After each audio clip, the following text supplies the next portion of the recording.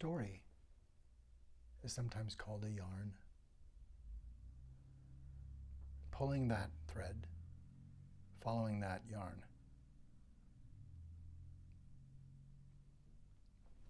Gathering a ball of thread. When we find a ball of yarn, helping us find our way out of the labyrinth. A ball of yarn is called a clue. Welcome to the Mystery Font 42. Ope Intuit.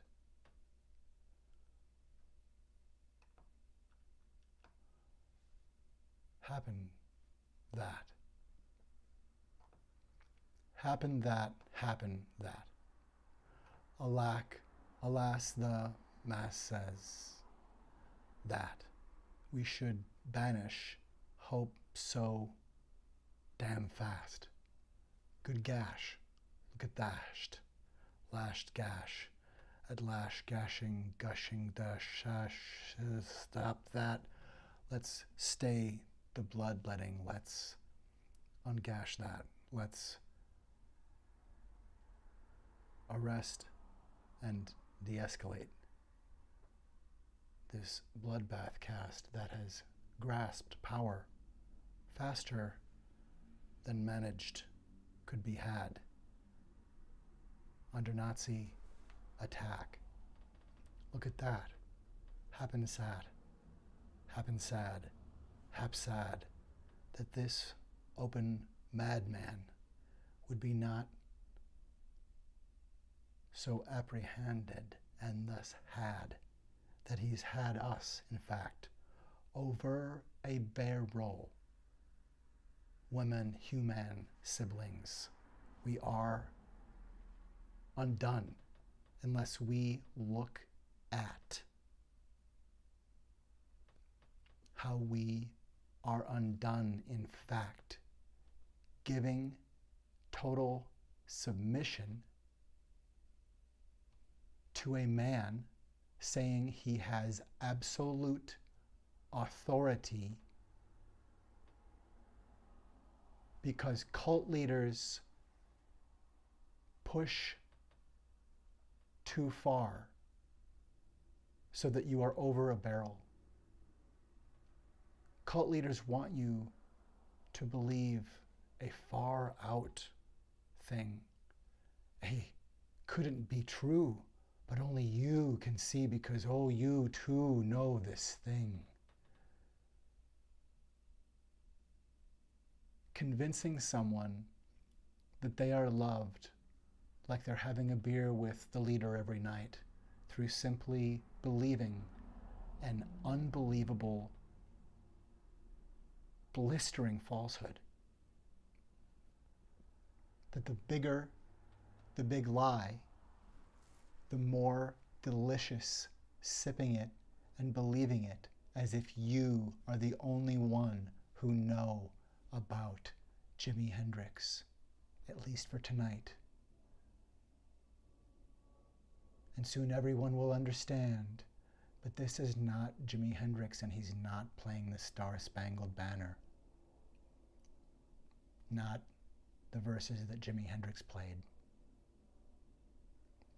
We are in an abusive relationship.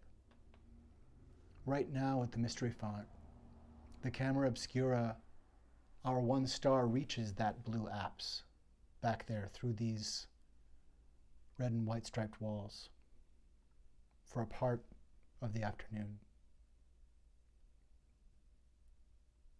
We are going through December again now, and let's look back to November and to December 2nd. We are in fact now at December 16th.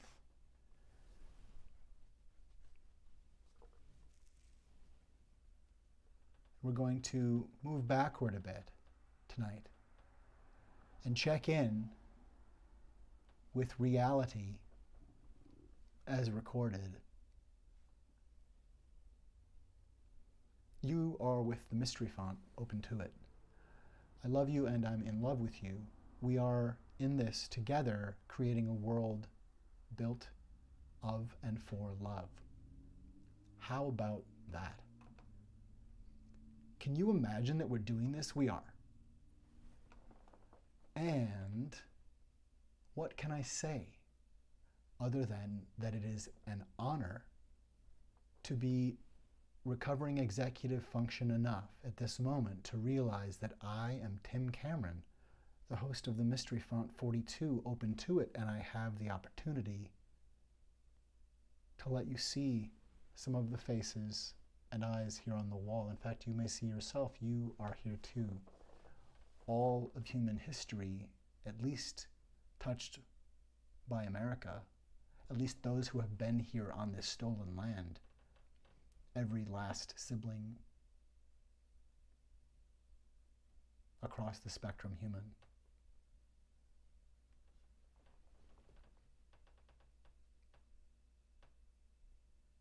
Welcome to the Mystery Font. We are looking at the falsehood. Who is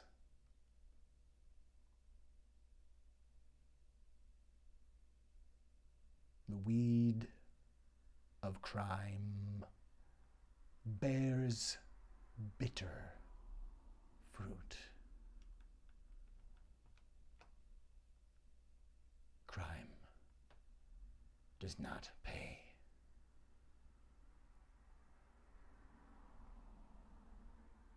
The shadow knows that.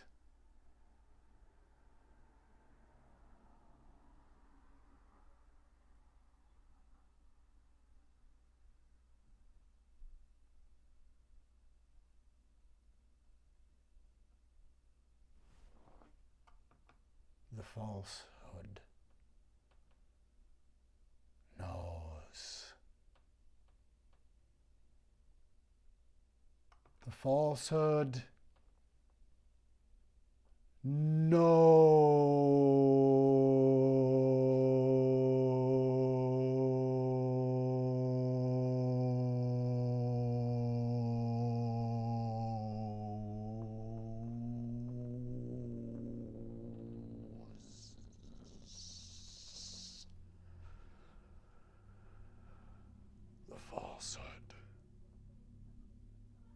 knows.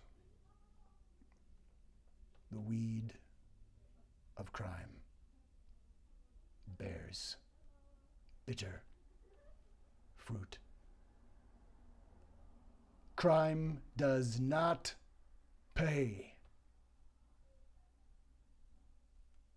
The shadow knows. The falsehood. The shadow knows the falsehood. The shadow knows the falsehood knows. Who is the falsehood? Who is?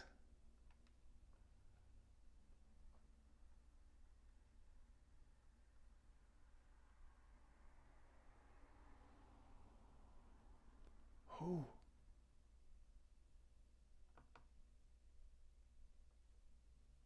is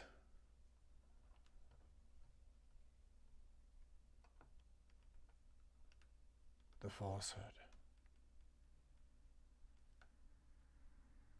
Who has done the falsehood?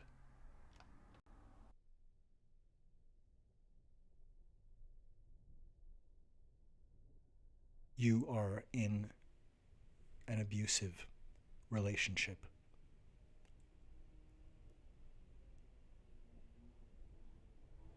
Shocking boundary violations are one common grooming tactic of a narcissist or dark triad personality.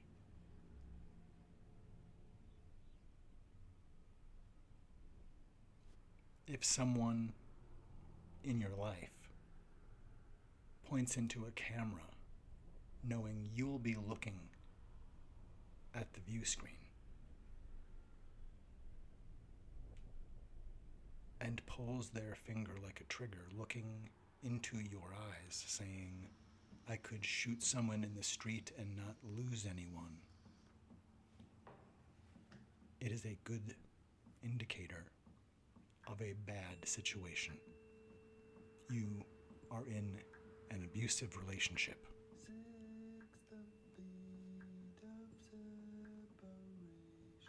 Who has leveraged and climbed upon a fog of falsehood?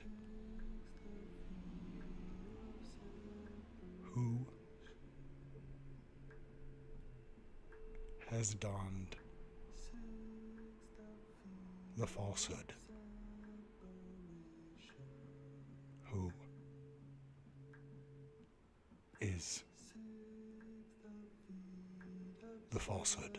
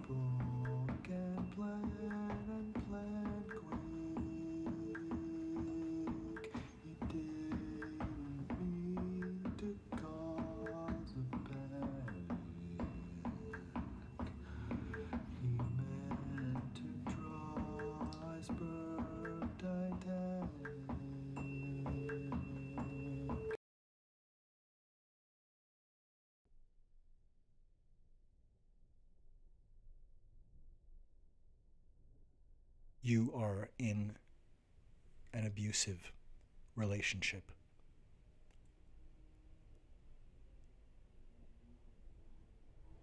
Shocking boundary violations are one common grooming tactic of a narcissist or dark triad personality.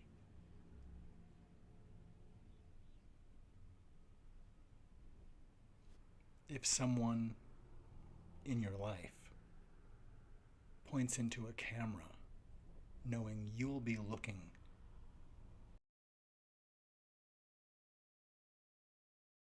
at the view screen and pulls their finger like a trigger, looking into your eyes, saying, I could shoot someone in the street and not lose anyone, it is a good indicator of a bad situation. You are in an abusive relationship.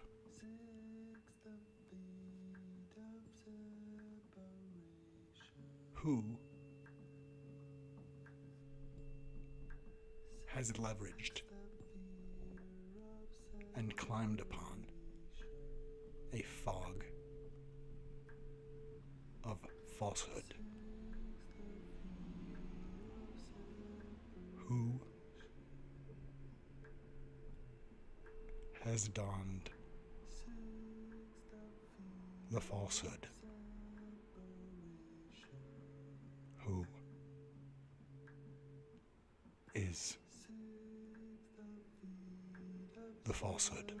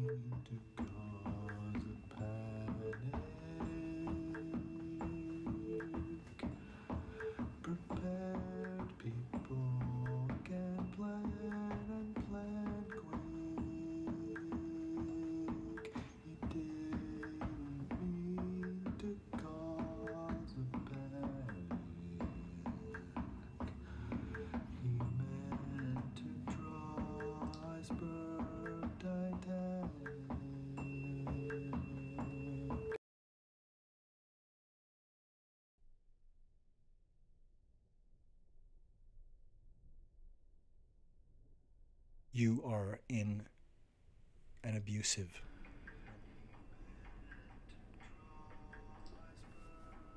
He meant to draw iceberg Titanic.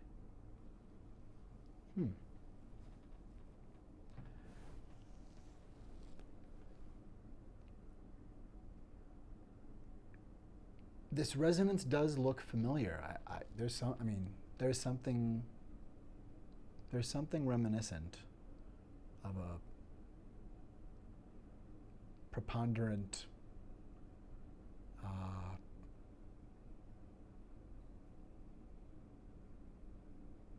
petrified fear and a stench connected to it, I guess, of desperate desolation, as if we had submitted and not realized we were buckling under fear itself. But at no time is hope lost. At no time.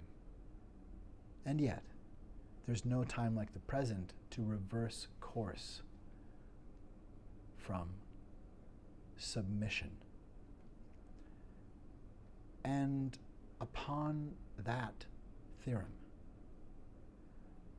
findings of the mystery font indicate that woke, in terms of the difficulty we seem to have in culture identifying a definition, that woke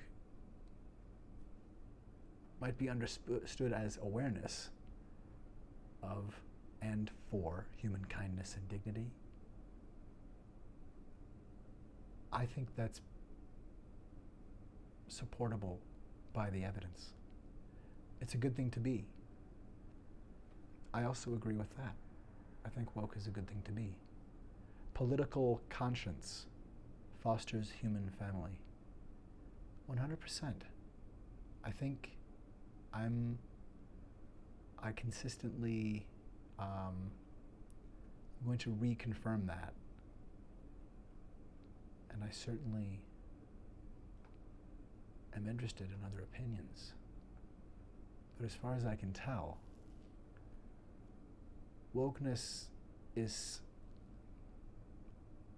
essentially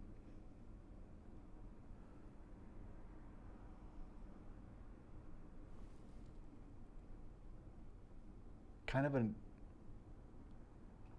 trad idea, I think. It's kind of an old school idea that is one of those that maybe works. And I think it is directly interchangeable, that the definition maps perfectly, that especially if one is aware of and removes any bigotry that has been slapped, thrown, or discarded upon wokeness as a concept in some kind of attempt to Darvo human kindness, I think loving your neighbor as yourself, loving your neighbor as you love yourself, is about awareness of and for human kindness and dignity. It's a good thing to be loving your neighbor as you love yourself. It's a good thing. And that loving your neighbor as you love yourself is consistent with political conscience, which fosters human family. These are the findings of the Mystery Font. And on it, let's talk about, let's say that we matter. Black Lives Matter. And Land Back. How might we proceed? I think now is the perfect time to mention the news. One major update of the news today, that is, of course, from here at the Mystery Font.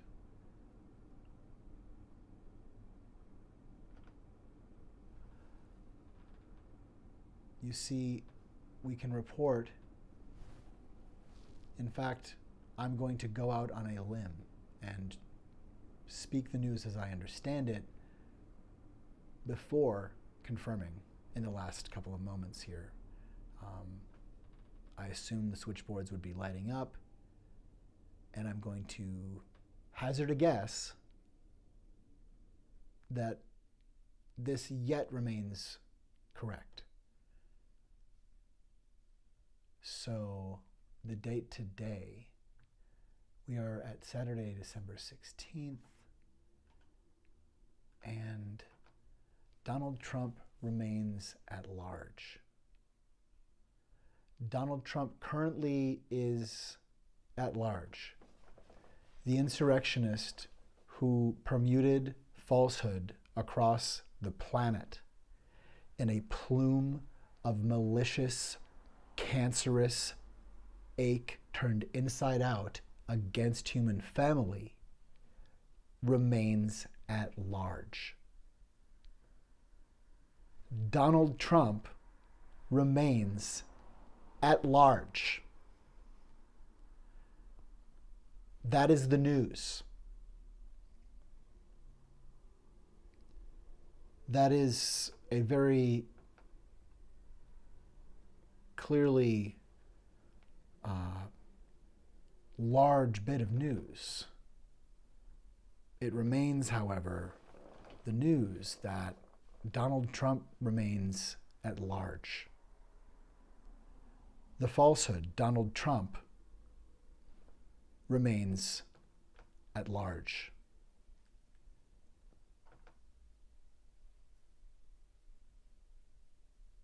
Donald Trump remains at large.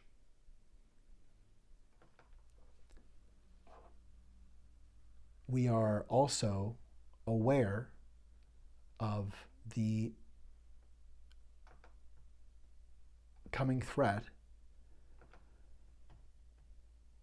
of Project 2025, which has threatened essentially attack and dismemberment of what it refers to as the deep state, essentially a boogeymaning of the administrative workers who largely work across different administrations with different political allegiances because they care about our country and have that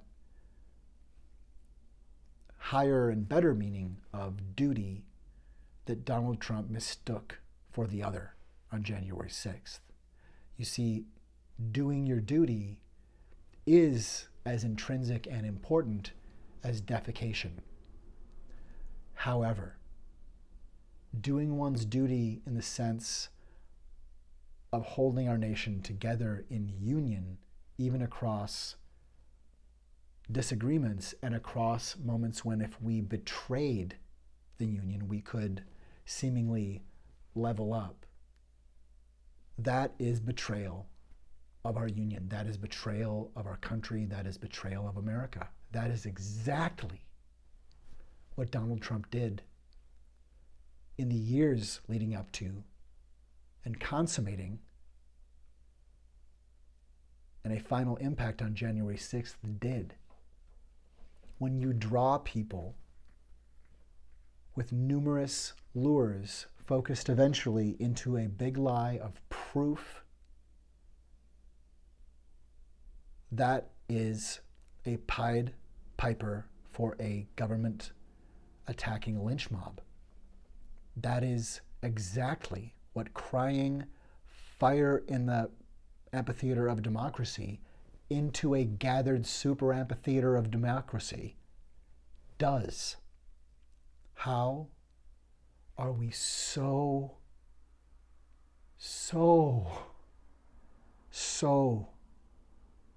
defeated already? How have we submitted when it's possible? It's still possible.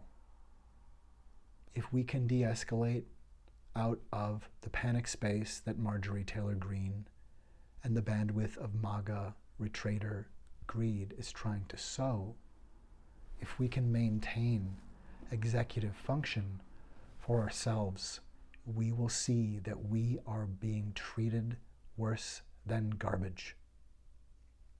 No one talks to human beings like we are being talked to. It is time to realize that while some of the darker elements of society's heart and mind sometimes do take power, that we have seen a race from the gutters of the human soul to power, in that people who should, by their communities and or themselves, or by the law, be kept from office, have broken through and normalized devastating falsehood. It is good for none. We can rebuild the trust that is the fiber upon which we build everything we love. We're not going to convince one another of everything, but if we let this habitat decide we're terrible guests, that will have been that already. There won't be a clap back. That clap happens once. And it's as slow and fast as possible. I think we need to have hope. And that Rudy Giuliani has been arrested is also the news. That Rudy Giuliani has been arrested is most definitely also the news. So along with the idea that we clearly know we are endangered by the presence of Nazis infiltrating government, and that is what Project 2025 means to do, we can, instead of being coerced to stunned silence, we can foster executive function, and people who have been informed can make a plan. We were not informed duly by the chief executive of COVID-19. It came far too late, and so over 1 million of us died. And it still goes on. That didn't have to happen. And we can look back and see that if he was informed on January 28th, 2020, of the dangers of COVID, truly,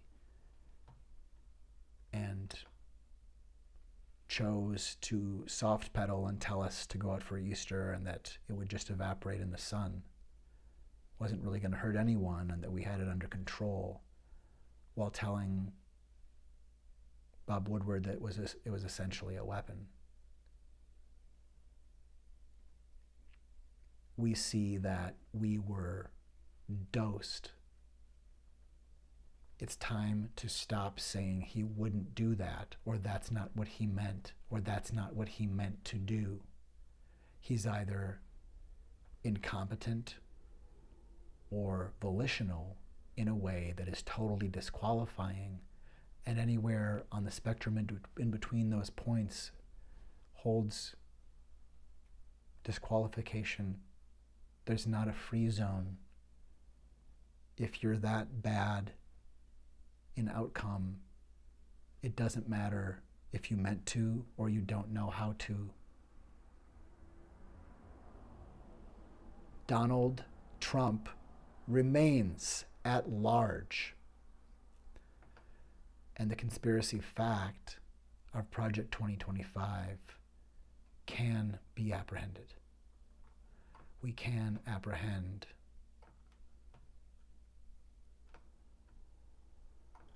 and, actually deal with and hold accountable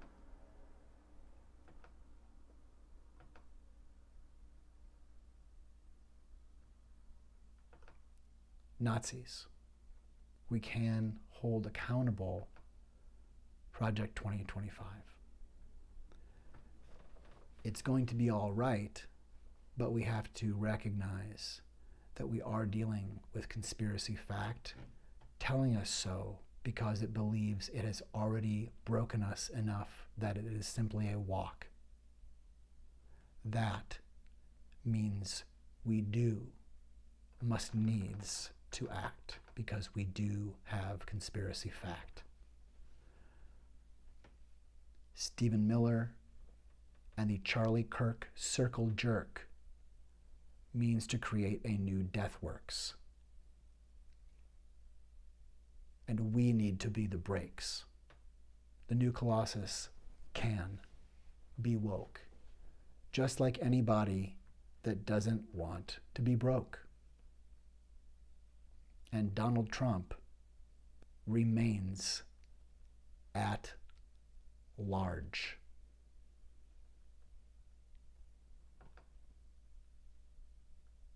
From moments of current news, let's move now, while keeping in mind how we defeat the Nazis and Nazi collaborators of the Heritage Foundation and their band of bigoted, anti-Christian thugs.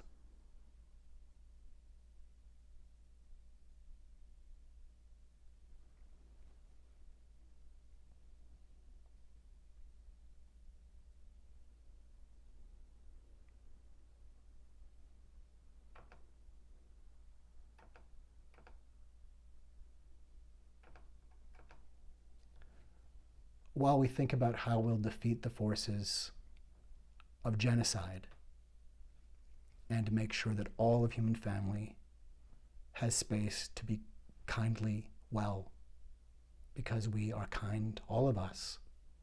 We are all part of this one spectrum. And our kindness is where our kindness comes from. And you,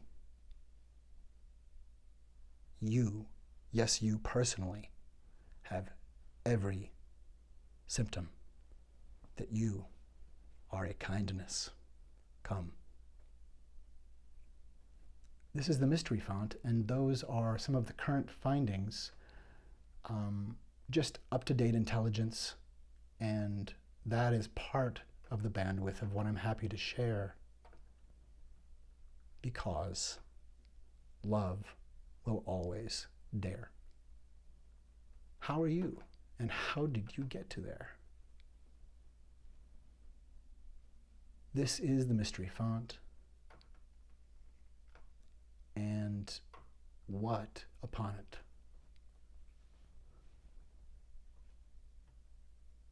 So, to look back, remember there was an attack?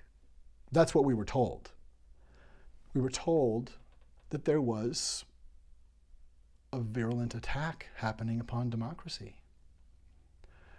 It's funny because I remember once there was a man who told us he would keep us in suspense. When asked,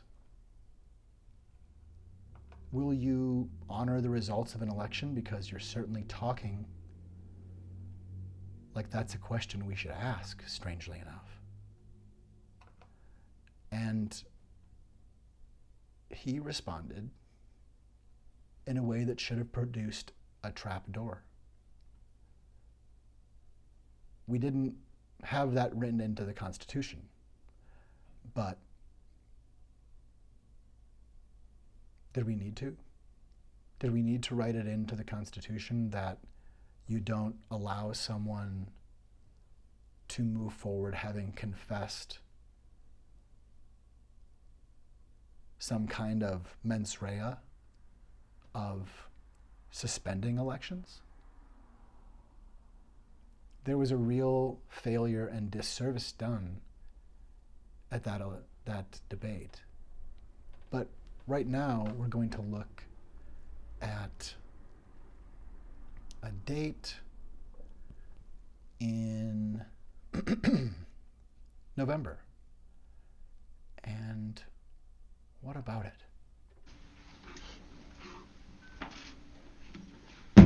Good afternoon, and thank you very much for coming. This is representative of our legal team. We're representing President Trump, and we're representing the Trump campaign. When I finish, Sidney Powell and then Jenna Ellis will follow me, and we will present in brief the evidence that we've collected over the last, I guess it is 2 weeks. Also, Joseph Genever, Victoria Tenzing are here with me. There are a lot more lawyers working on this, but we're the senior lawyers, and Boris Epstein. So, I guess the best way to describe this is when we began our representation of the president, we certainly were confronted with a very anomalous set of results. The president way ahead on election night, 700,000 or 800,000 in Pennsylvania. Somehow he lost Pennsylvania. We have statisticians willing to testify that that's almost statistically impossible to have happened in the period of time that it happened. But of course, that's just speculation. As we started investigating, both our investigations and the very patriotic and brave American citizens that have come forward are extraordinary. Extraordinary number of people, extraordinary number of witnesses. And what emerged very quickly is there's not a singular voter fraud in one state. This pattern repeats itself in a number of states.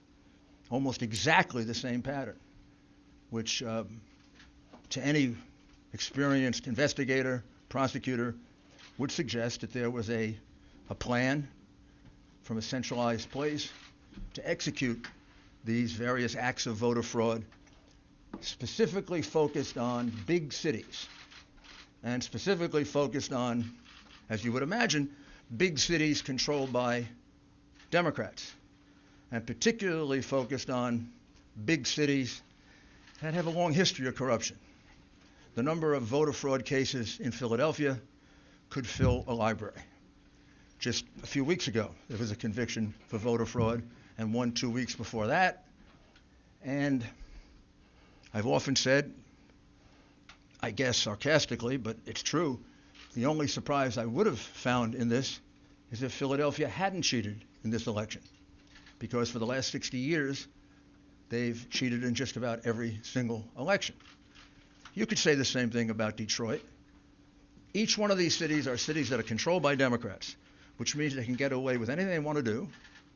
It means they have a certain degree of control over, certainly control the election board completely, and they control law enforcement, and unfortunately, they have some friendly judges that will issue ridiculously irrational opinions just to come out in their favor. So let's start with the specifics. Pennsylvania. In Pennsylvania, the margin of victory now for Biden, which is not a victory, it's a fraud, is 69,140 votes. The reality is that we are now at a count of 682,770 ballots, for which we have affidavits that there was no inspection of that ballot at the time that it was entered in the vote. It was a mail ballot. Mail ballots are particularly prone to fraud. We were warned about that by Jimmy Carter, President Jimmy Carter, and Secretary Baker in a report about a dozen years ago, in which they said that mail balloting is particularly susceptible of fraud, that we should very carefully consider ever doing it, and that it can be taken advantage of. Justice Souter warned us of the same thing in a comment in an election law case. And even the New York Times wrote articles about how dangerous mail-in voting was.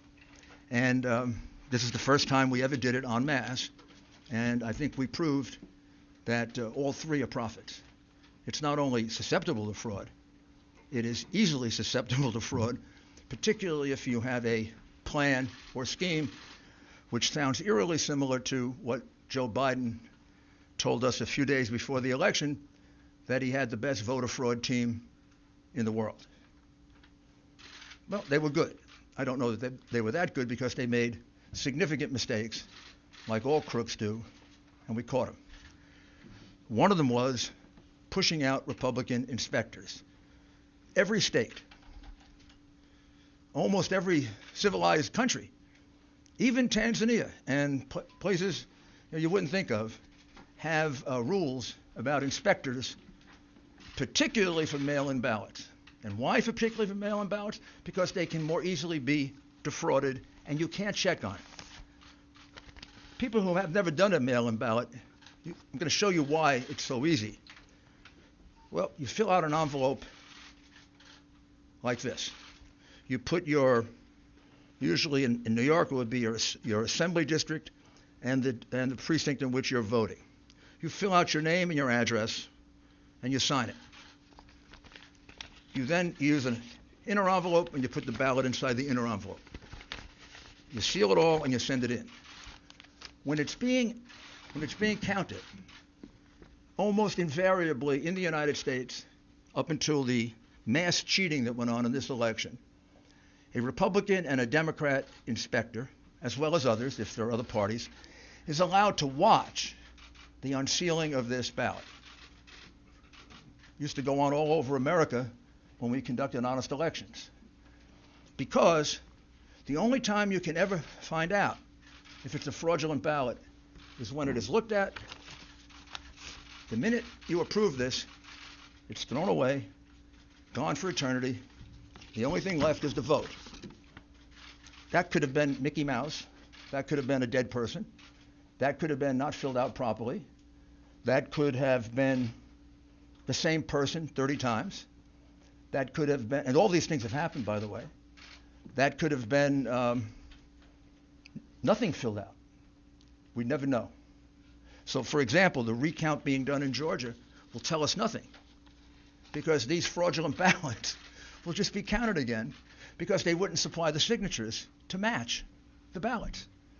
So it means nothing to have counted these ballots, because, for example, in Pennsylvania, where we have probably our most precise evidence, 682,770 of these ballots were cast, put in, and they weren't inspected, which renders them ballots that are null and void. cannot be counted, have to be removed from the vote. Why? For several reasons, not the least of which is that was basically only one of two places in the state where it was done. So in the other parts of the state, there was a legitimate inspection of the ballots. So if you have two different standards in different parts of the state, one favoring one part of the state, the other disfavoring the other part of the state, that's a classic violation of the Equal Protection Clause of the United States Constitution. Bush v. Gore being the most recent case that teaches that. That's not the only fraud that went on in Pennsylvania. All of the other frauds carried out in the other states by the Democrat bosses happened there as well. For example, if you made a mistake in that ballot and you lived in Philadelphia or in Pittsburgh, you were allowed to fix the mistake. But if you lived in what would be considered more Republican or Trump parts of the state, you were given no such right. One of our plaintiffs, Mr. Henry, cast an absentee ballot, and he failed to put it in the secure envelope inside. He just put it in open, naked. That ballot was cast aside because it was invalid, because that breaks the privacy of the vote. In Pittsburgh and in Philadelphia, if they noticed that there wasn't an inner envelope, they'd contact the voter and allow him to vote again. Or if he didn't fill it out completely, or if he made a mistake and didn't sign his full name, he was allowed to cure it. There is no such provision under the law of Pennsylvania.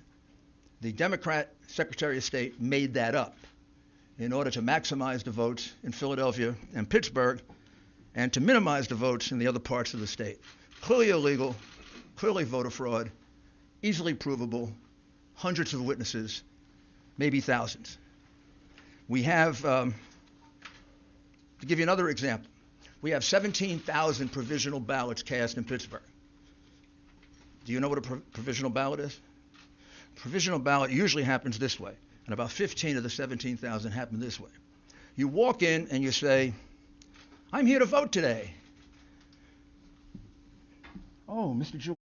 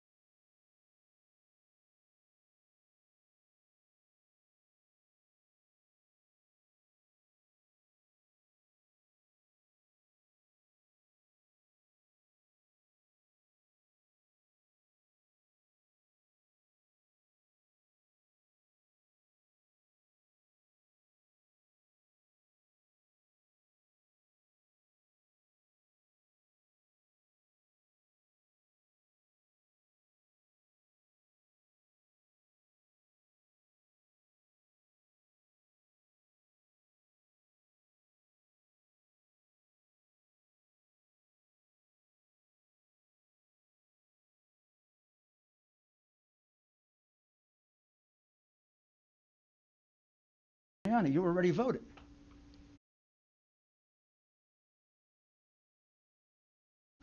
I did?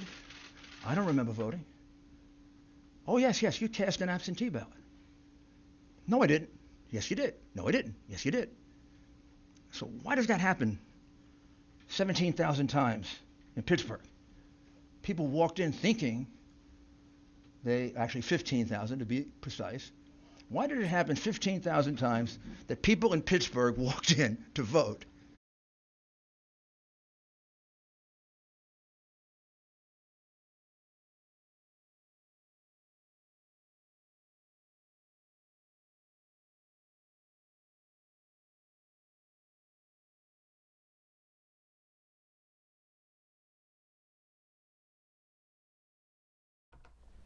So it's probably important just to call out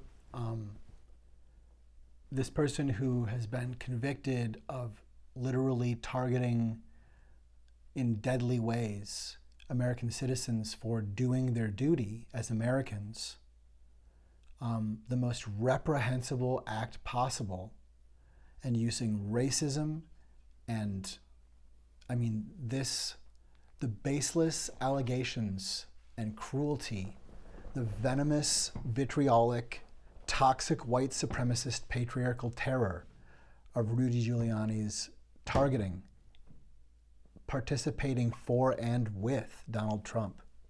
What we are looking at is Giuliani and Trump having promised that they had evidence. And how is it that a Groundhog's Day of day after day after day, where it's never produced, is not seen as more than prevarication, but as a pattern of crime? Because if they had evidence and weren't showing it, that was already bridging into crime. But to not show it by January 6th and to today, after being shown to have broken, you don't take it out of this room, out of these two safes, documents that endanger American citizens around the world, let alone our interests, after knowing the decimation to national security and knowing that the threat to keep us in suspense was a threat of the gravest type.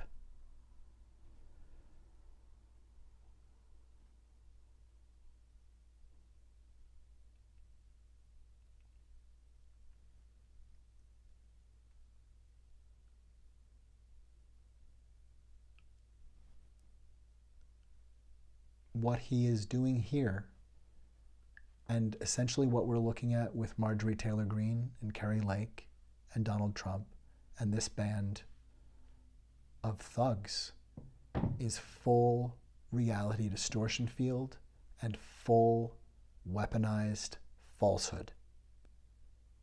At all times, we are going to have to put whatever color the letters are. It's not just an A that we need to have superimposed in our minds over the face of Rudy Giuliani. We are looking at Darvo, and we need to plaster Darvo across Rudy's face in our minds, or hold a card up when he speaks. That is what it has come to. We don't have deference anymore for this. We cannot afford to have deference for toxicity to be able to implant itself. We have nearly destroyed our democracy already by following this pathological ability of death cult indoctrination. The great again is the Ku Klux Klan. The America First is the Ku Klux Klan. That is the particle taking words that can sound attractive and like attractive traffic to minds coaxed into believing that every day is 1776 and that slavery wasn't so bad. What could be more far from the truth and more dishonorable than at the very moment in 2020 when we are realizing the gravity starting to crack through the mask of the matrix of white supremacist patriarchal terror? Of course, the breach that the falsehood broke open brought in other purveyors of damnable bloodbath falsehood. And of course, in trouble, Rudy Giuliani today, I imagine, even after the verdict of over $150 million and like $75 million of punitive damages for targeting Americans for his own craven and lustful gain, this white supremacist corruption. We have to be able to apprehend that there's not a truth happening. It doesn't mean we can't be open to the possibility that there is a fact amidst the feces coming out of his mouth. And there may be moments of honesty, and it's good to be able to apprehend that too. That's all useful information. But we have to stop the deference. The deference to office paid to people camping on only propriety and deference to office to cannibalize that and use it up and damage it irreparably. We cannot allow this clown show anymore. This is the lives of really everyone in the habitat, because we cannot protect a collapsing ocean if we're watching this ocean of feces trying to convince itself it can fly. We are watching the use of reality distortion fields, full sociopathic, psychopathic. Somehow we are broken, and there are people utilizing full, open, wincing-free, pain-free, because they don't have consciences. Without the ability to have a conscience and to feel guilt, to feel shame, it is possible, not that this always happens, but we have here some of the worst actors in humanity on the planet now in power and trying to remain there or to come back as Project 2025. And if we can't see it and can't develop tools like recognizing when someone is using denial, attack, and reversal of the victim and offender, if we can't see, deny, attack, reverse victim and offender, deny, attack, reverse victim and offender, if we don't have things like that in our back pocket to say, wait a minute, look at the pattern. This is simply someone attacking to discredit. They're not dealing with facts. They're just making claims. They're denying truth. They're denying accusations. They're denying reality and attacking and attacking and attacking without one provable fact. And again, pushing so far out of the realm of reality as to humiliate anyone who believes them in making it very difficult to go back. Like breaking you of your entire family in a cult, so that just looking at the horror of the devastation done to you as a human being is too much to look at, to think about trying to escape. We are looking at submission done by coercive, back-breaking use of unadulterated falsehood. And remembering Darvo, remembering that that is probably going to be at play, is really instrumental, I think. Having the ability to recognize instinctual and learned and difficult to perceive tools and patterns can protect us from the falsehood's decimation. But this is indeed false, and I guess that's what I'm getting at here, is we need to be aware virtually everything that he is saying here is to permute falsehood. He has no proof.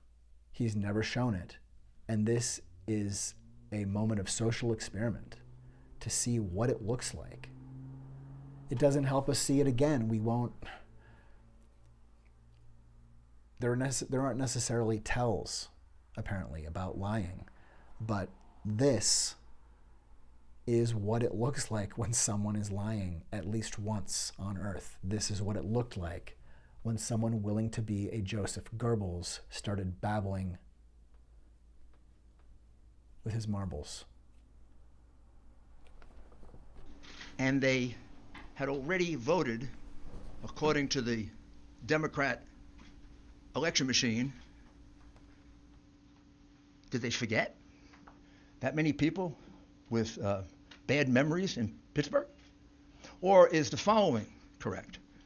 That as witnesses will testify, they were instructed by the Democrat bosses when they had a ballot in which there was no one registered, just assign it to somebody. Just assign it to Rudy Giuliani. So when Rudy Giuliani won't show up to vote. And if he does show up to vote, we'll give him a provisional ballot.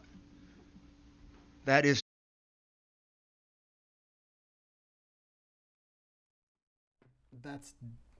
That's definitely a great example of a claim. He's making claims. And we've been doing a lot of listening to people making claims as if they're giving evidence. But this is a person making wild claims, leveraging deference. These are simply wild claims. And we know now that while there may be bits of truth amongst what he is referring to, the essence of any evidence ever showing up to prove fraud against Trump has never come to being. And let's say it. How bad a president do you have to be if with so-called overwhelming evidence of fraud you cannot manifest an image or anything to prove it for 2 months, nay, years? If there was proof and he hasn't produced it, it's a crime. It is a literal crime in multiple ways for him to have that evidence and not produce it. And probably due to the nature of the evidence in other ways, it's probably also illegal for him to have, and certainly to not divulge it.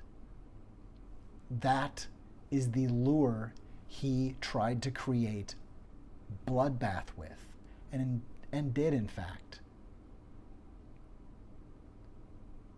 How many people have to die? How much shit needs to be smeared in a Capitol before we call it an insurrection? They were white supremacists. They were hoodwinked, mostly white bigots. Fact. And that's why those literal criminals are not Marjorie Taylor Greene, why they are not political prisoners. Having a difference of political opinion is definitely related, but in no way are those people in jail for that. They are in jail for violence and crimes against democracy. So we need to be aware of the falsehood around us and call it out. We can't rely on the Fourth Estate to be the only bulwark against fascism. Fascists like the bloodthirsty Steve Bannon. Fascists like the blood-curdlingly bloodthirsty and diabolical Stephen Miller will not stop until they drink as many people as possible. Or we have something to say about it. And we do not simply lay down because Stephen Miller and Charlie Kirk told us they're going to come and eat us and have a circle jerk with Project 2025. Agenda 47 is exactly that cannibalistic family of stolen wool, of poison wool blankets and stolen land. It is the Ku Klux Klan, and the answer from the new Colossus definitely gets to be no way. Never, ever again. Go back where you came from, colonizer, is where we are at. And the emotional anger that it is difficult to contain is about how we are looking at crime. Crime from people who call other people lazy, when these are the slaveholders. These are the slaveholders and the people who have grown into the new gloves and boots of the old slave masters, saying slavery was good for enslaved people, saying slavery wasn't so bad, saying enslavement, what the heck? Come on, we can't talk about that. We can't talk about racism. That creates discomfort for white kids. Hoping that we will not see in all the poking of our kids with gooey, neo-Nazi, Ku Klux Klan pedophile fingers, which is where the pedophiles always typically gather, in the worst, darkest, broken places where the worst elements of society go, to bigotry and hate and pedophilic coercive sexuality, to incel terror that can't simply say, can you love me even though I am such fear and self-loathing that it chooses to eat itself and eat people and eat hatred, rather than come to the table of human family and say, I feel broken and I feel ill, and can we find a way to help me not kill people? But what we're looking at here is a person who is willing to kill people.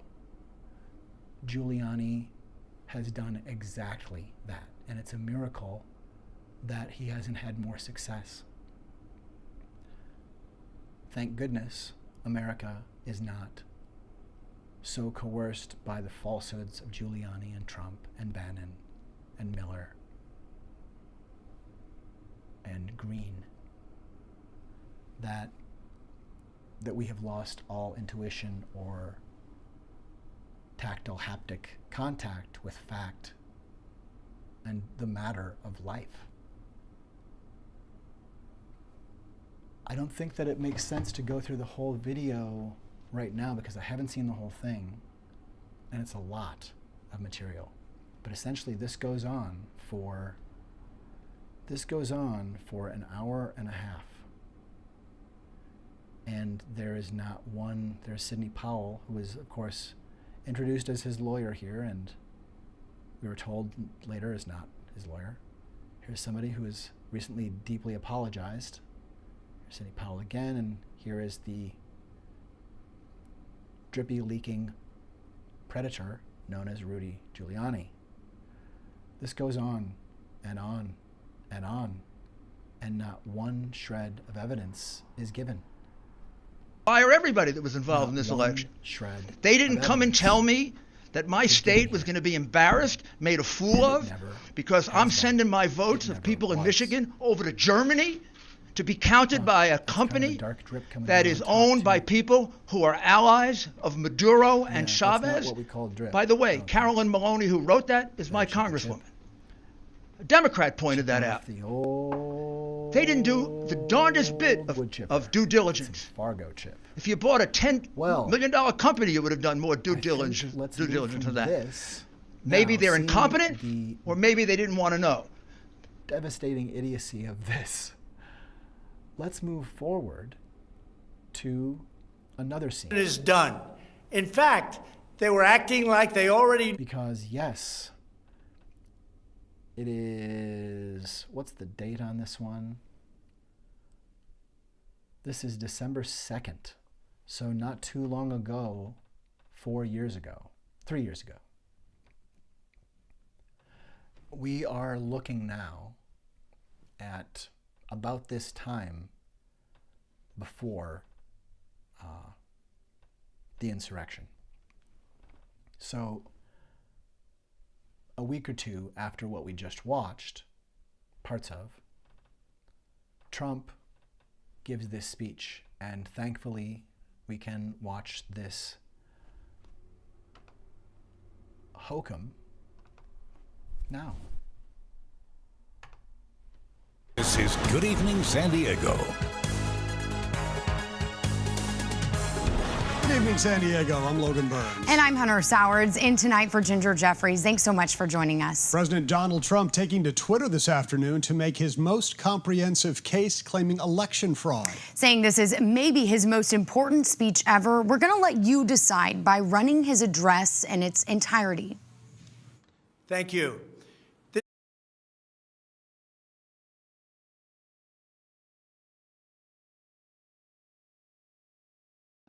Let's be clear. The newscasters are not. Do not mean to intend to imply in any way that the newscast is false. But I think we might take note of the fact that the newscasters did note, and Donald Trump does begin, I believe, by saying that this is maybe the most important speech of his life. And, you know, it's amazing. I've never heard him use such superlatives before or since. Maybe I have that wrong. I might be wrong. It's so confusing to be within a massive, permuting 8-year fog of abusive falsehood. I think we're looking at something that it's good to just call out here. This is betrayal trauma. We're dealing with betrayal trauma. Because just like a parent who abuses a child does devastating damage since the child doesn't really have much of a choice, a person entrusted with a position of care and leadership that is both tender and martial, to betray that oath and hold the watch with contempt as if he just gets to shoot people in the street and not lose voters. That kind of devastating boundary violation that we suffered again and again and again, and continue to suffer through these claims of absolute authority, and to not simply level with people, to be able to threaten judges and, again, loyal Americans, as if that is ever acceptable from anyone. We are dealing with betrayal trauma.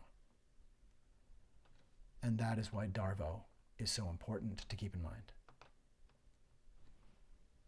Let's go back here. So just to say again,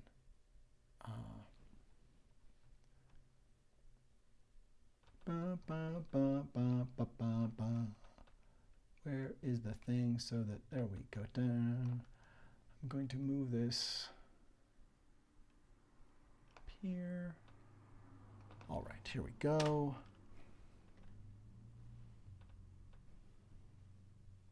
This is Good Evening San Diego.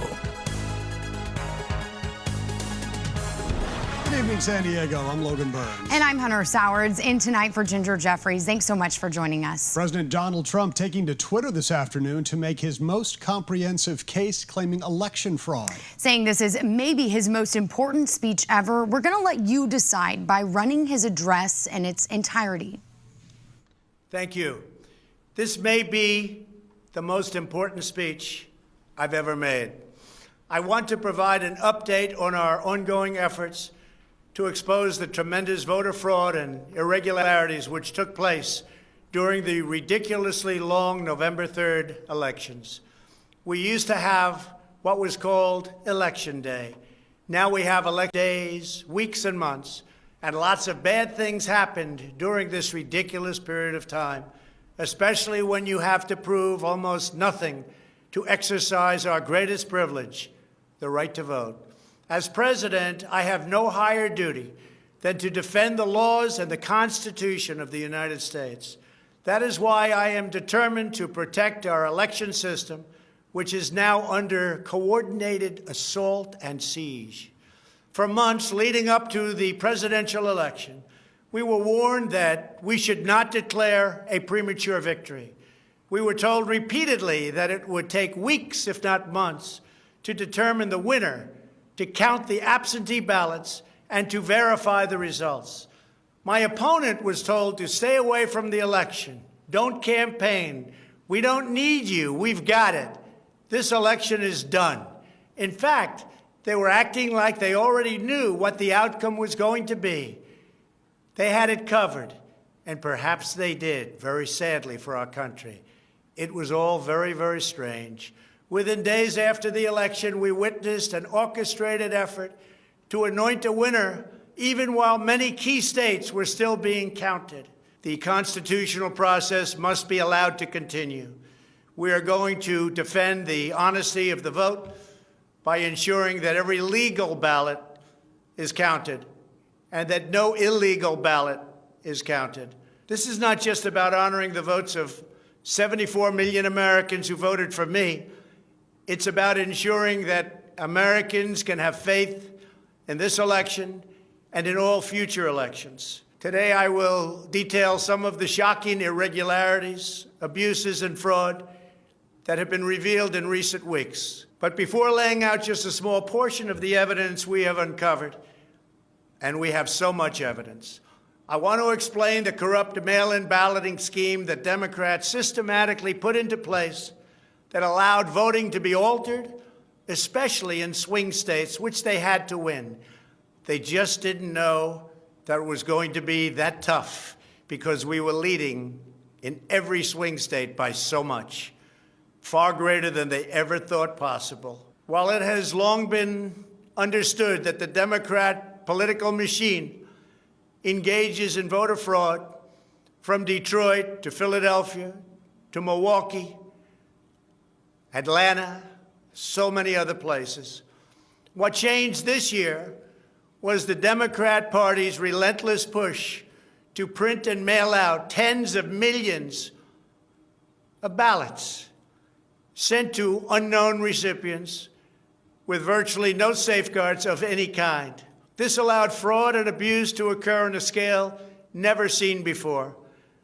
Using the pandemic as a pretext, Democrat politicians and judges drastically changed election procedures just months and in some cases weeks before the election on the 3rd of November.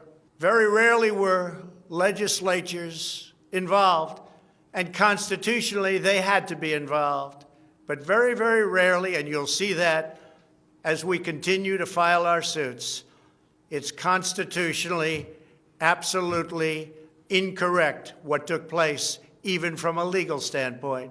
Many states, such as Nevada and California, sent millions of live ballots to every person on their voter rolls, whether those individuals had requested ballots or not, whether they were dead or alive. They got ballots.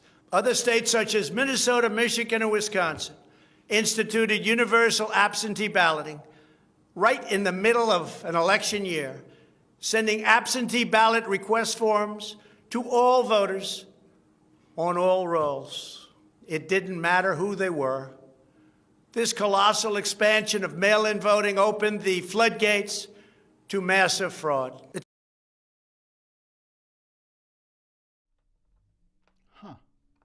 So what's interesting is there have been 62 at least cases, all of which showed no fraud anywhere near the level that would have changed the outcome of the election, except for fraud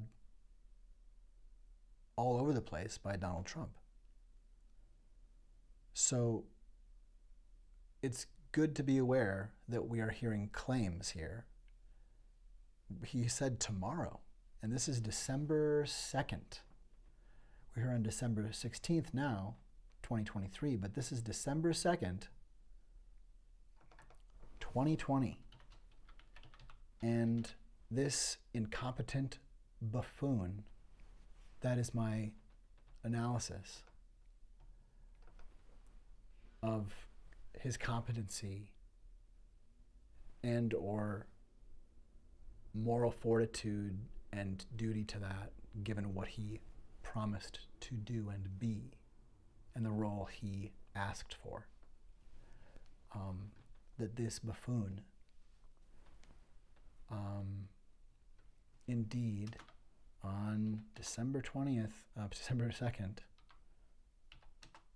2020, is talking this poppycock.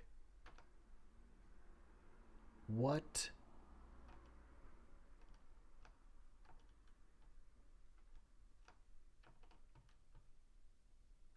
a douche. What a, you know what, that's not a great expression. I don't really know let's rescind that. What an abominable human being.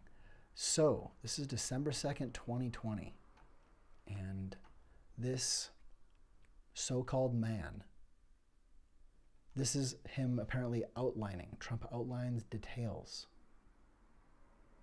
Okay, sure, yeah. Outlines details. This is a recitation of claims about the existence of details. You have to have a thing for that thing to have details. So, the falsehood has details, that's for sure. And we are looking at and listening to the falsehood. Let's keep Darvo in mind here, and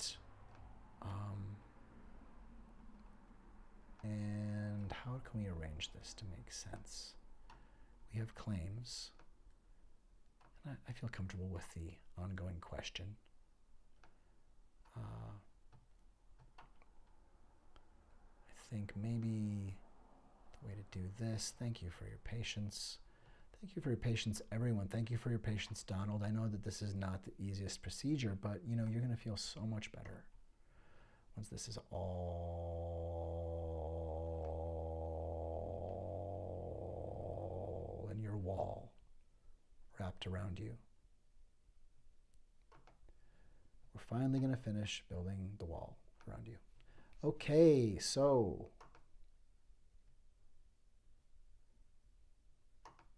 I think accountability is important, and certainly at least safety, such that regardless of what other cognitive issues are happening, the complete blistering incompetence and caustic ineligibility and toxicity, cancerous toxicity to office of Donald Trump is really important to notice, because what we're dealing with is ED. If that, you know, not only, just to be clear, is it true that Donald Trump remains at large, Donald Trump also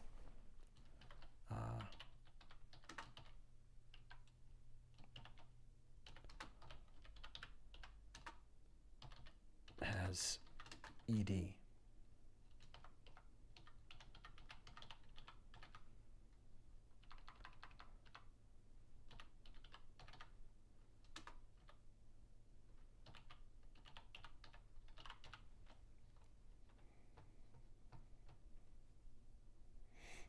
Yeah, I think that's fair. Let's get that out there. Whoa, oh, that's too much. Kerning, not that. All of it. Do do do do do do.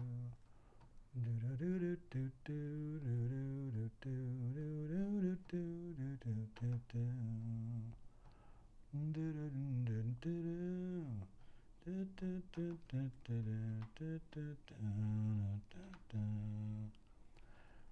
All right, are we there yet? Oh, I see. No, not that one. This is getting kind of complex. Let's see here. We have the false one. We have... This is getting really complex. I need to get better at organizing the broadcast. Right? I mean, that is clearly the truth. Okay, so...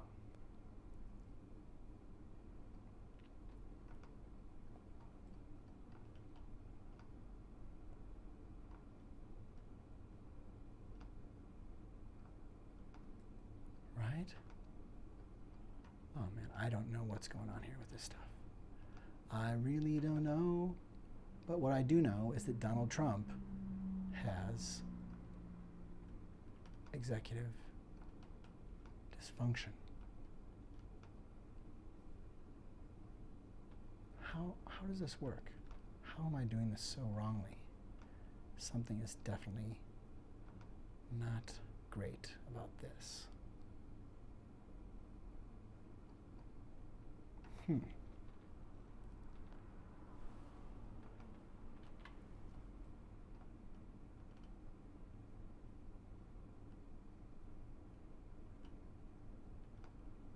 Right? Okay. Yay! I think let's pick and choose here. We have awareness that Donald Trump remains at large, and he's also brought up this idea of tomorrow.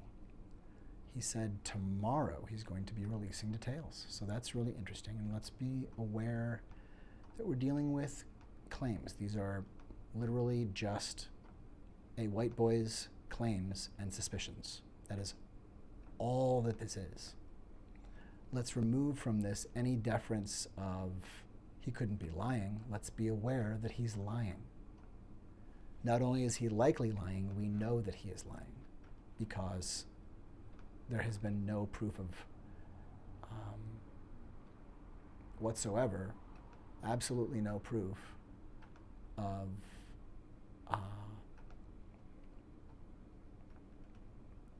any fraud, change in the election of 2020 that was not done for Donald Trump to bolster his election results, and he failed. But I think to be said, it's important to be said that Donald Trump has ED. It's okay to it's okay to admit when one has ED. That is doesn't make you a bad human being, but it makes you a terrible choice for someone in any position of authority. Someone like Donald should never, ever, ever, ever be a police officer or a leader, because he's categorically unable of doing that with human kindness. He does not have the capacity. He has executive dysfunction. And I think let's get that into the mix. I think we can move forward. Does it sound like he believes his own words? I think that's a great question. And we have Darvo here to help. Let's keep Darvo in mind. And I think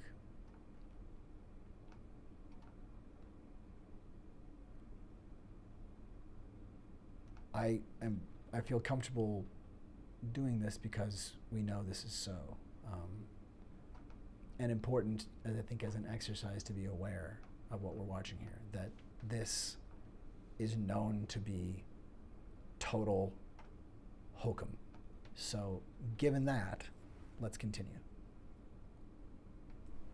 A widely known fact that the voting rolls are packed with people who are not lawfully eligible to vote, including those who are deceased, have moved out of their state, and even are non-citizens of our country.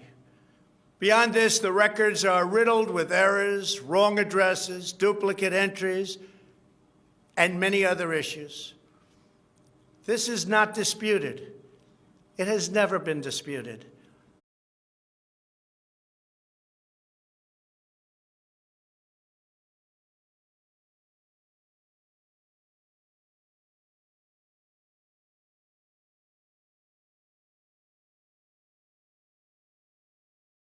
Dozens of counties in the key swing states have more registered voters on the rolls than they have voting-age citizens, including 67 counties in Michigan.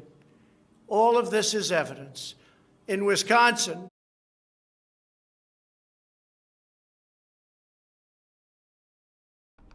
In no way are claims evidence. Saying all of this is evidence on his part both affirms a belief that he has what he calls evidence, but that him saying it is evidence. And both of those are total nonsense. Donald Trump, contrary to what he has said, does not have absolute authority. No one does. Donald, you do not have absolute authority. And claims are just that. They are merely claims. Little man. Let's continue. The state's Board of Elections could not confirm the residency of more than 100,000 people, but repeatedly refused to remove those names from its voter rolls before the election. They knew why, nobody else did. I knew why. They're illegal voters. It is a travesty that in the year 2020, we do.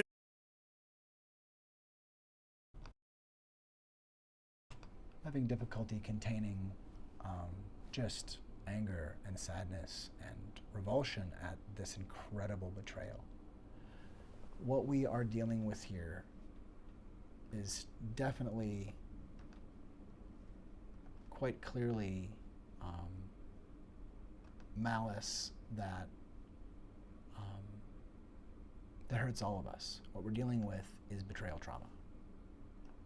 This is betrayal trauma, and I am incredibly sorry that you have had to deal with this, that we have to deal with this. But it is our responsibility to deal with this apocalyptically anti-Christian, white, fire, corporate terrorist. We are not safe with people who are willing to skin America alive, smiling into the camera and saying, "I'm making America great again." The man who assaulted our family is coming back, banging on the door saying, "I'm going to make an honest woman out of you, baby." And I don't think Streetcar has a happy ending.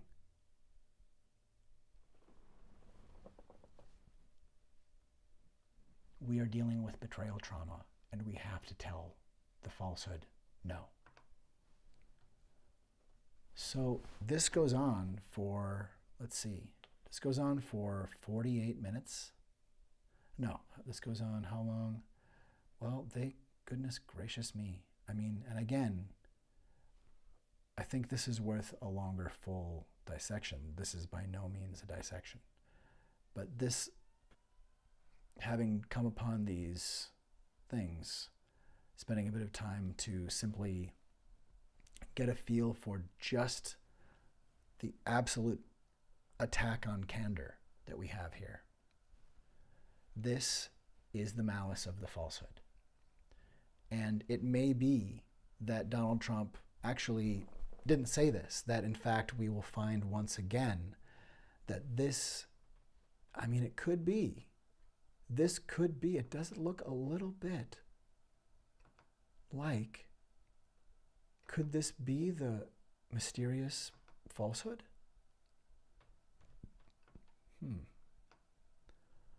I mean, there's a little, I don't know. Can you hold something upside down? Can you hold a document or a text of incredible spiritual or societal or religious significance upside down in front of a boarded up place of worship after clearing people with tear gas for absolutely no reason except for to show yourself being in charge of coercive malice and normalizing that? Could you hold up something that we care about as if it doesn't matter? Can you hold us up as if you can suspend us in ways that are wrong and get away with it because you have absolute authority? Could you try again to tell us that you have absolute authority while trying to kill Americans for doing good deeds? You maniac. Gosh, and the bandwidth of imagination in this room, this imagination of democracy where I am here in the mystery font, I sometimes come into contact with strains of voice from elsewhere. And do I sense that there's a belief here in the imagination of democracy that Donald Trump might actually, I mean, have we really seen them in the... Could Donald Trump know the identity of the falsehood? I mean, if the falsehood manages to somehow replace Donald Trump during and after or before the fact, if we find out that all of this has been replaced and he was surreptitiously replaced in the moment by the falsehood, I mean, this could all... Are we watching the falsehood here in this speech? Maybe that's what happened. Maybe that's why he doesn't sound like he believes. Maybe this isn't Donald Trump we're watching. Oh boy, the weed of crime really does bear bitter fruit. But crime does not pay. Let's see. Let's see here. I mean, if in fact the falsehood had, by this point, stowed himself into the scene so that we're in fact watching the falsehood lie. Well, either we are watching Donald Trump tell us that this hokum and lies is the truth for some reason that, I don't know, there must be some national security reason why everyone in the world had to be endangered for his personal vampire breakfast of emotional catastrophe. But what if the falsehood is actually what we're watching? What if, good God, only the falsehood could be so diabolical as to replace a defenseless Trump? I mean, look at him, how defenseless he looks. And that's what has been replaced and now is using that defenseless, hulking husk of almost nothing but dust as if it's still Donald Trump, as if, could it be possible that a loyal and competent and non-volitional in the case of, coup and insurrection and traitorship, I mean, treason. Is it possible that we're looking at Donald Trump having been replaced by the falsehood? And in the smoke of the deference and glow and wonder we hold of the glorious leader, now replaced, there's some resonance left that we are fooled? And does the falsehood even look like that? Is that just the fog of somehow the disturbance in reality? Is that just a reality distortion of the falsehood? They say that the weed of crime bears bitter fruit, that crime does not pay, and that the shadow knows the falsehood can cloud people's minds so that they cannot see him. Is that? Well, either this is the falsehood or this is Donald Trump. I wonder which. It's about poll watchers who were not allowed to watch. So illegal. It's about ballots that poured in, and nobody but a few knew where they came from, but they were counted, and they weren't for me. It's about big leads on election night, tremendous leads where I was being congratulated for a decisive, easy victory.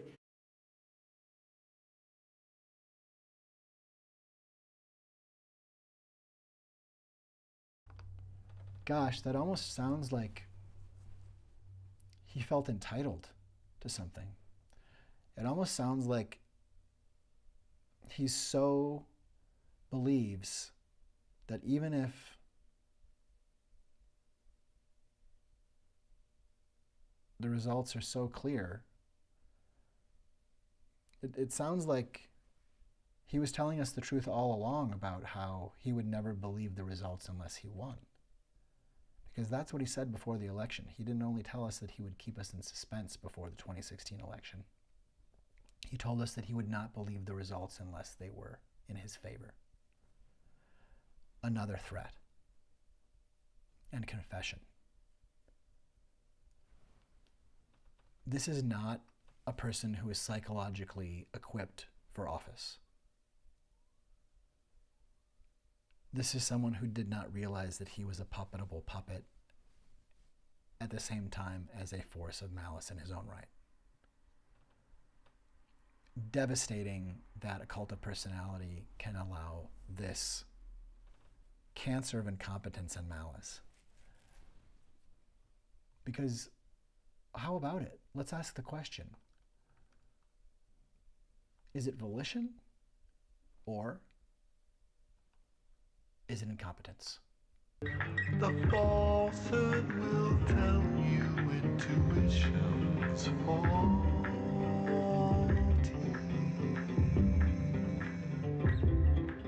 The falsehood will tell you facts aren't factual actually.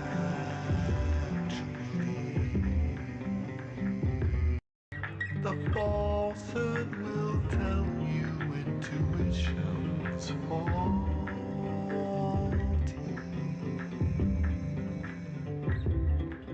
The falsehood will tell you facts aren't factual actually.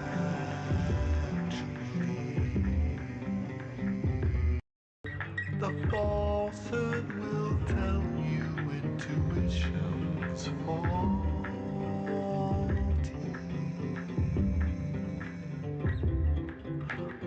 The falsehood will tell you facts aren't factual actually.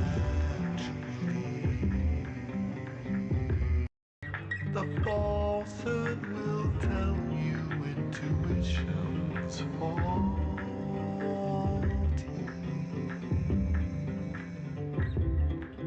The falsehood will tell you facts aren't factual actually. The falsehood will tell you intuition's faulty.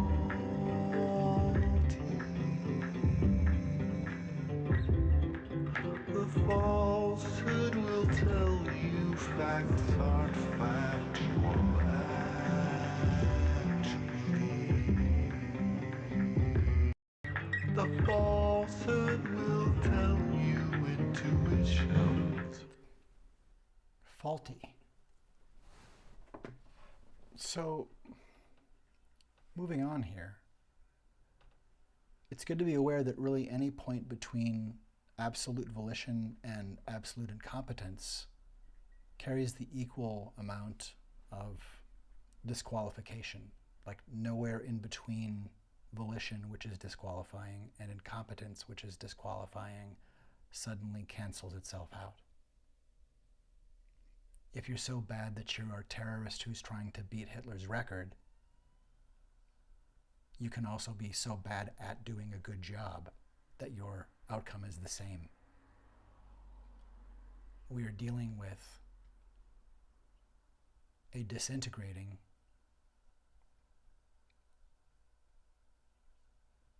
cancerously intolerant mind who seems to be a dark triad personality.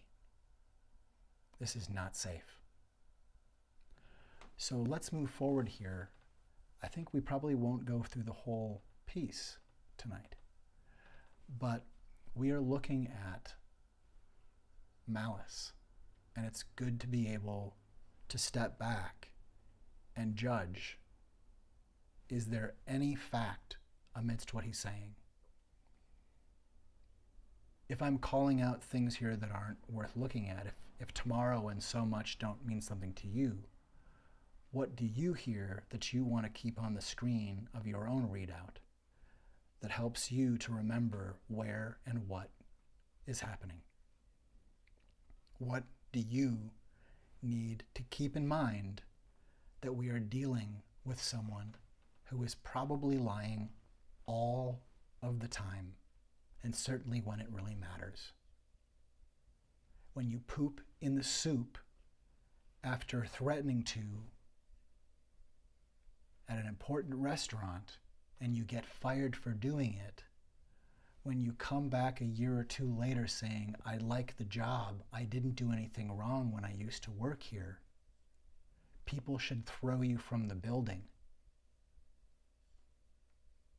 we shouldn't be having to have this conversation, but a violent man who won't leave is threatening to be violent and saying he's coming back. So we need to recognize we are dealing with harm telling us it is going to harm. We're dealing with hokum that is permuting and diabolical. And when someone has sworn off the kindness of leveling with people so that they have the ability to at any moment level someone, we know we are dealing with a predator. There is no safe outcome with Donald Trump except for discarding him. He is already ineligible, and it is a reality distortion and a field of coerced terror that stops us from simply apprehending the falsehood.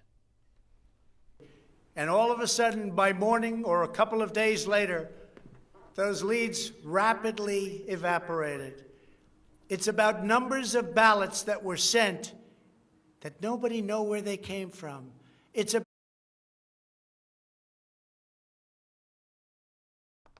Amazing. Does someone really not realize that ballots get counted? This is the anti-wisdom of the lynch mob, that once deference or confidence is given in unthinking, stupefied, dense fealty, rather than with reason, rather than with personal executive function, once we have given our confidence to someone who stole the watch irreparably with malice, then we just have confidence in whatever they can say, whatever they say. Why would someone just lie out of hand? It's a good question. Why would someone lie?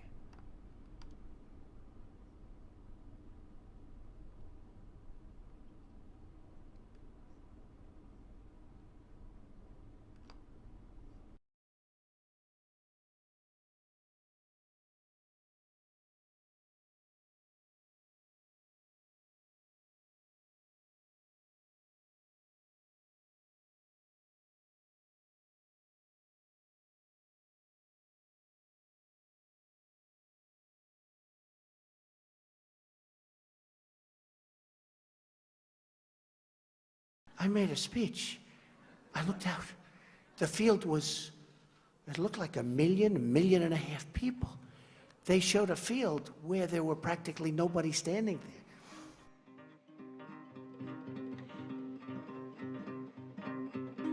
The new White House press secretary, Sean Spicer, gave his first press briefing. He was also highly critical of some media organisations of the way he felt they had misrepresented the number of people who'd attended Friday's inauguration ceremony. No one had numbers because the National Park Service, which controls the National Mall, does not put any out.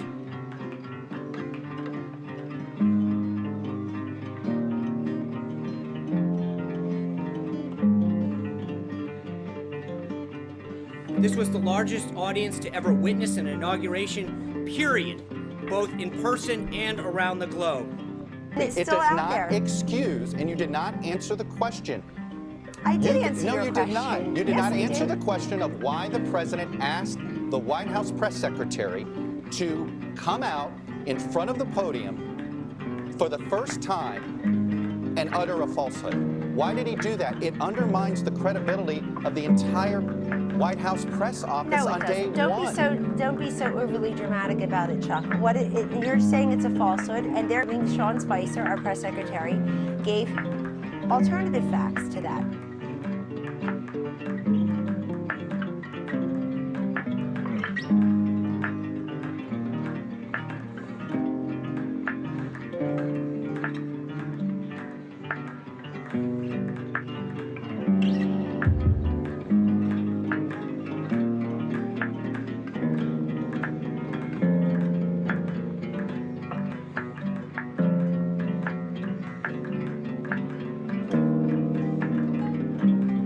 was the largest ever.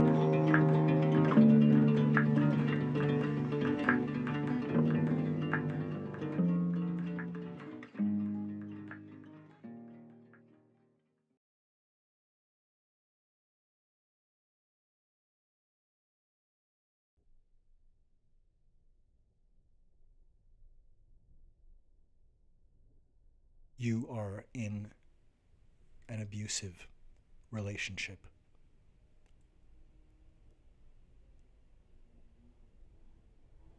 Shocking boundary violations are one common grooming tactic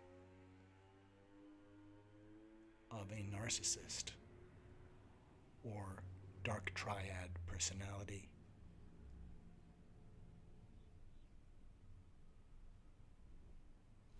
If someone in your life points into a camera knowing you'll be looking at the view screen and pulls their finger like a trigger, looking into your eyes, saying, I could shoot someone in the street and not lose anyone, it is a good indicator of a bad situation. You are in an abusive relationship.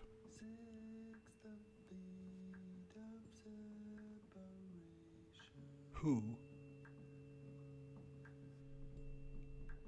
has leveraged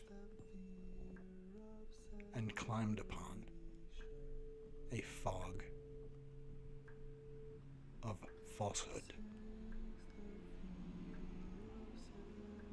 Who has donned the falsehood? Who is the falsehood?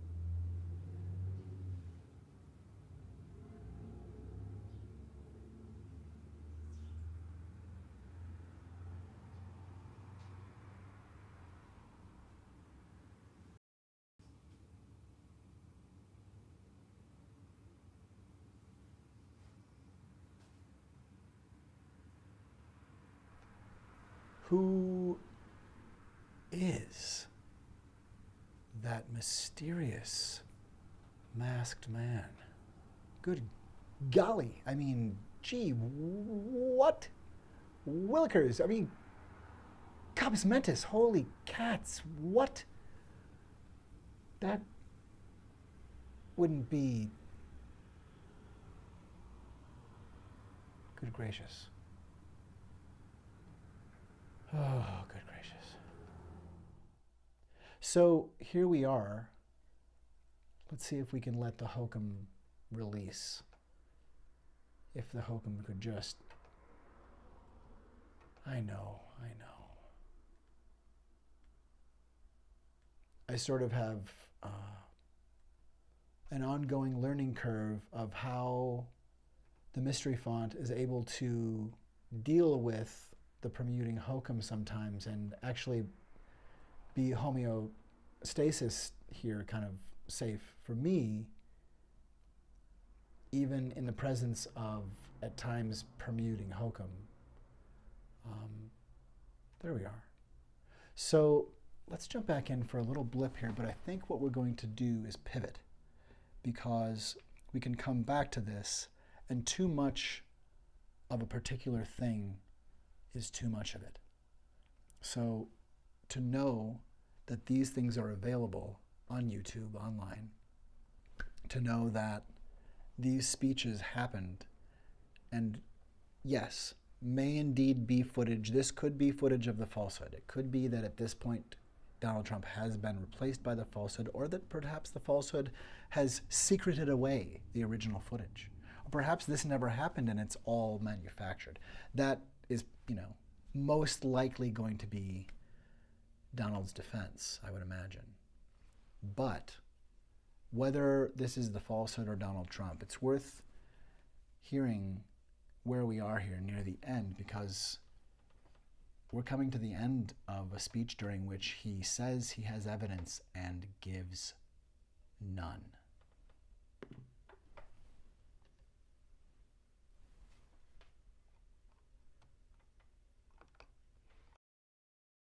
About machinery that was defective, machinery that was stopped during certain parts of the evening, miraculously to open with more votes.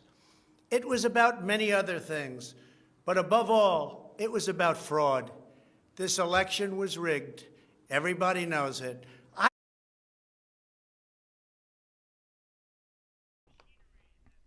The thing about projection that makes it work fairly well is that he doesn't have to keep track as much of each lie, because he's doing what he's accusing other people of. So it's fairly easy to keep the script straight. You just have to read it in reverse, or backwards, or upside down. But this is how someone accomplished with Darvo doesn't simply drown in the falsehood. And his ability to do that while doing such a bad job, or such a good job at doing terror, it's not a recipe for believing the chef who shat in the soup last time that he's learned the error of his shitty ways. There's no scenario in which him coming back and telling us that it's that or else is anything but an attack. The devil did a good job when he convinced us that he wanted to be dictator for only one day, right? So I'm just asking,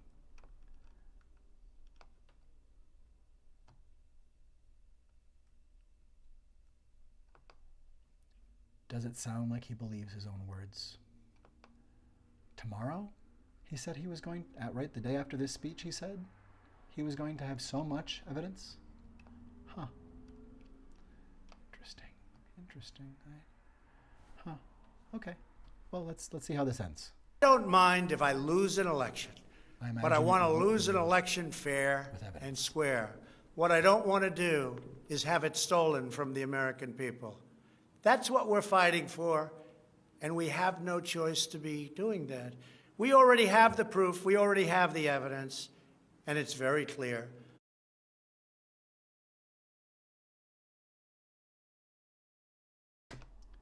He already has the proof, he claims. He already has the evidence, he claims. He just claimed he already has the evidence.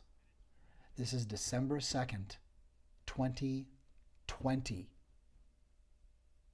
He could have stopped January 6th with what he claims he has in this speech.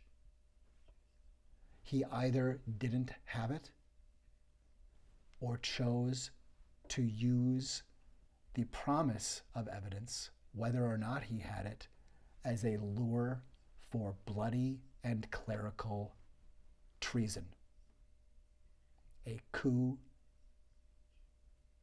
and murder.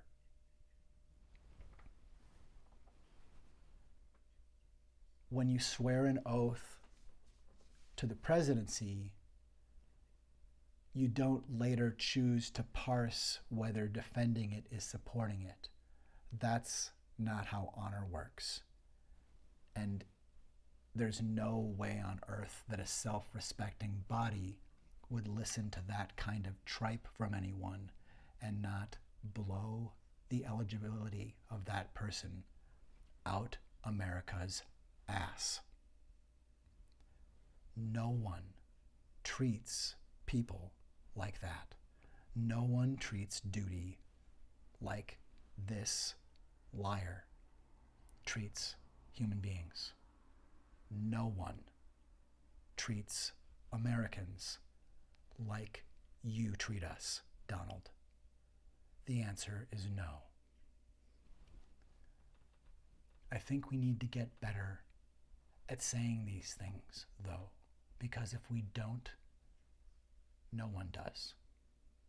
If we don't say it, we, the people who are the reality distortion fielding while Donald Trump is trying to take over humanity, are the only ones who can stop this neo-Nazi corporate habitat crushing takeover.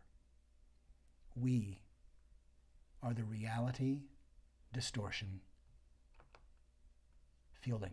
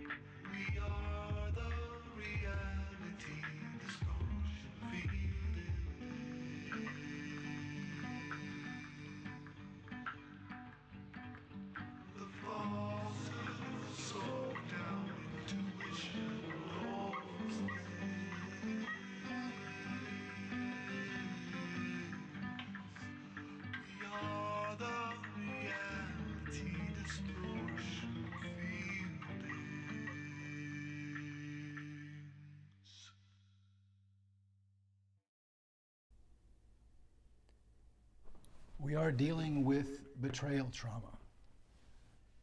And someone who chooses to make us do the math on how leveling us when promising to level with us, someone who tells us he will be retribution, is telling us we will absorb threat or we will absorb violence. This is not safe. We are experiencing massive distortions in the field of reality. It is going to be all right. And recovering executive function is of vital importance. Here at the Mystery Font in Minneapolis, Minnesota, that is what I'm working to do. And it is going to be all right.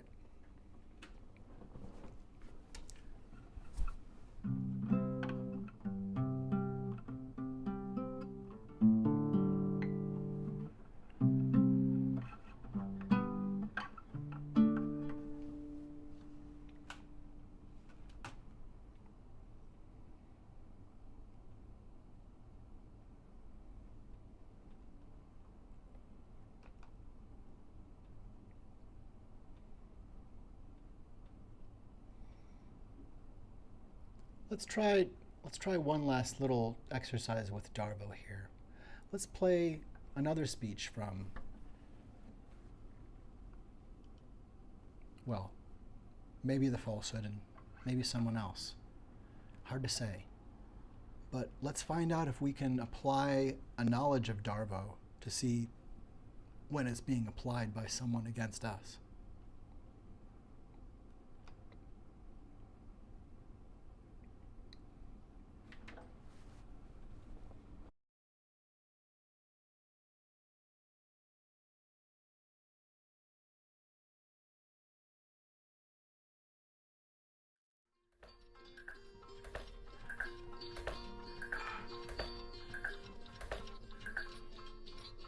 So, to my favorite people in the world, the seniors. I'm a senior. I know you don't know that.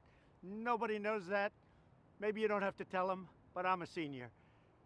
We are making tremendous progress with this horrible disease that was sent over by China. China will pay a big price for what they did to the world and to us. But we have medicines right now, and I call them a cure. I went into the hospital a week ago. I was very sick. And I took this medicine, and it was incredible. It was incredible. I could have walked out the following day, sooner.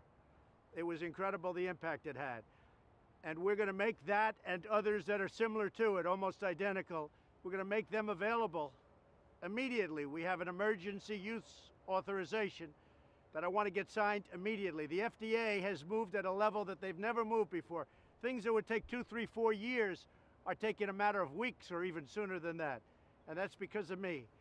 We're taking care of our seniors. You're not vulnerable, but they like to say the vulnerable, but you're the least vulnerable. But for this one thing, you are vulnerable, and so am I. But I want you to get the same care that I got. I got incredible care at Walter Reed, incredible doctors, and this medicine in particular, one medicine was unbelievable. You're gonna get the same medicine, you're gonna get it free, no charge. And we're going to get it to you soon. And the nice part is it's made by a number of companies. It's totally safe, but it's powerful against this disease. So we're going to get it out to you. We're going to take care of our seniors, all free. And I just want to thank you. And what we've gone through as a country is a horrible thing. My opponent, as you know, he talks, but he never did anything in 47 years. I did more in 47 months than he did in 47 years. He just talks. It's the same old thing. If it were up to him, you wouldn't have this, you wouldn't have anywhere near it for years. They wouldn't even be talking about anything like this. He had his chance with H1N1 swine flu, and it was one of the great disasters. He didn't know what he was doing. But I do know what I'm doing. And the seniors are going to be taken care of, and then everybody's going to be taken care of.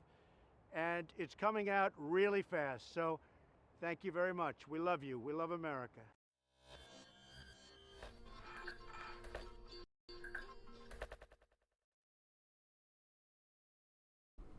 Here at the Mystery Font in Minneapolis, and it's good to share something that's a little more hopeful even than the hope that we can get through this permuting horror.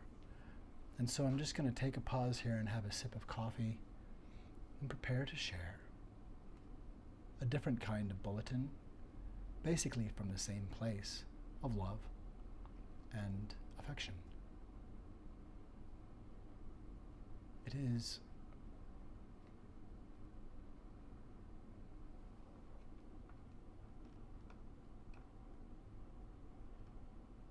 radio, science, brain.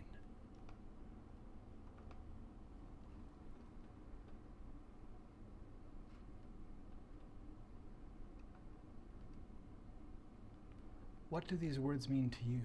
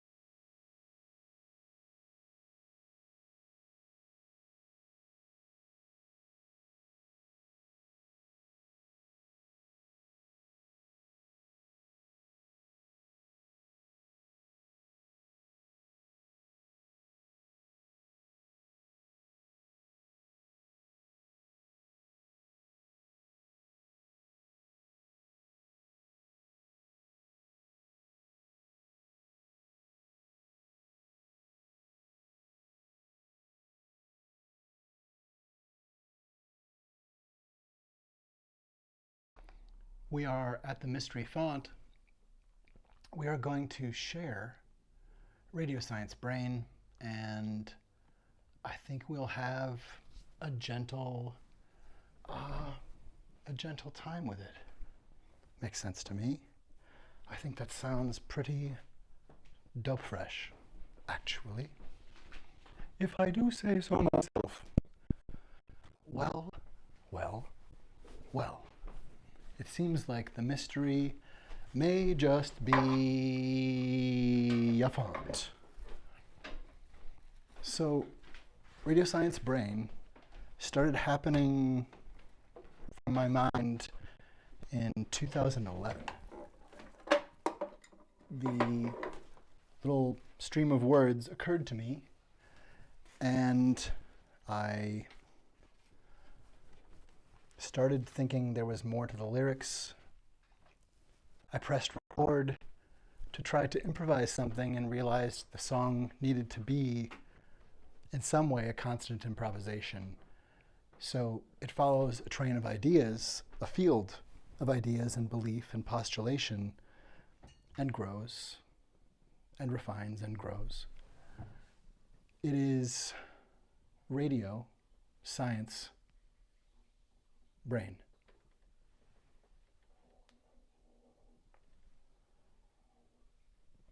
And I believe I have somehow muted something that I want to share this time of. Let's see. The coffee brewing. Where have I deposited one of my most basic tools? I was just wandering around and left it here. All right. So, Radio Science Brain is indeed different every time, and who knows what will happen.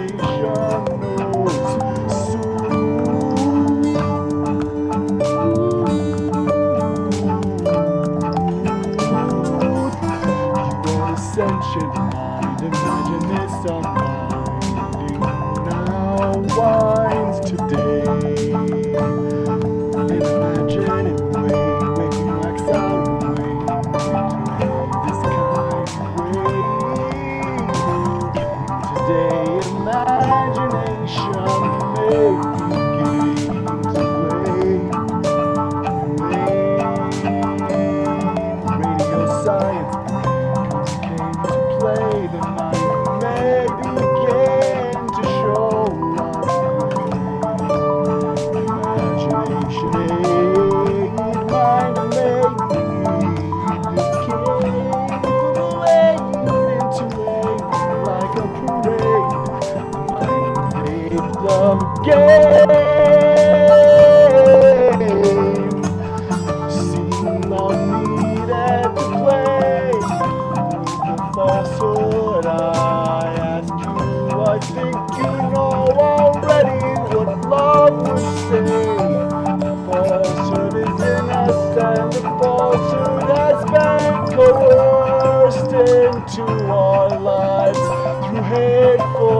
lust, through extraction, tools to combust. We can be sane and note thus. There is a figure permuting anti-truth. The mindless knows love came to play and only says fake news without allowing remedy for truth. If the falsehood is the bearer of news, it will say fake news without delivering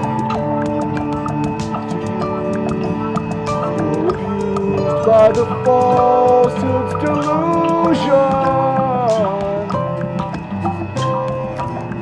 Mindless may begin to notice confusion. Kindness came to play today and asked, do you say something if you see something? Are we coming or are we going from democracy?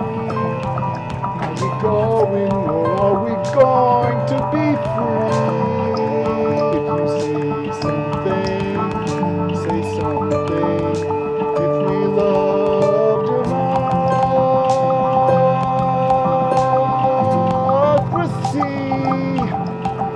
the main line of imagination contains girdings of duty that hold and trust our liberty.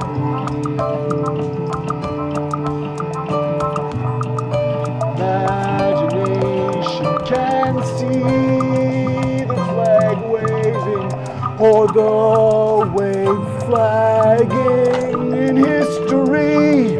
Democracy will go away if we don't say no to the falsehood. We have to be better than greatness is terror. We have to be good. Imagination contain the main line of imagination to exclaim, I see the falsehood. Boom today, boom some way, that the boom of this sailing ship does not hit our brains. If you see something, say something. If you know something, heal one thing. Heal truth today. Heal the main line of imagination, as if love leads this way. As if something is still happening, ongoing, though the music stopped coming through to me. What do I think is happening there? I can hear the sound again. My friend, I'm glad we're still here, not at the end.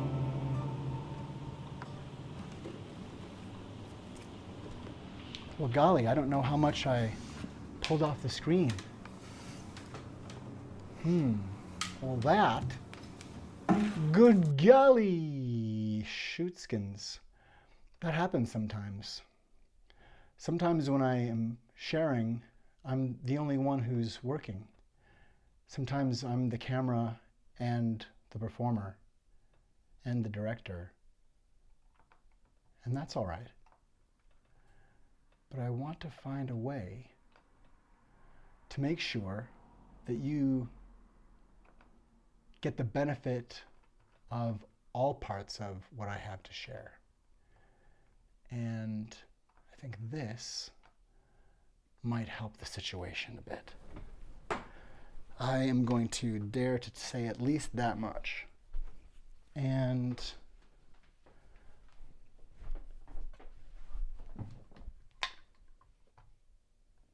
let's do one pass. Ah, yes, here we are.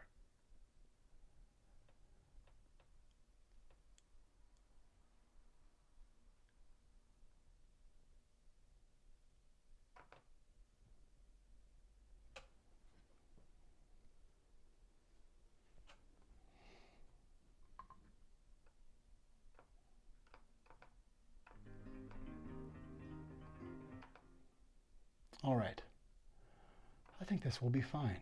Let's try this for its own sake. And action.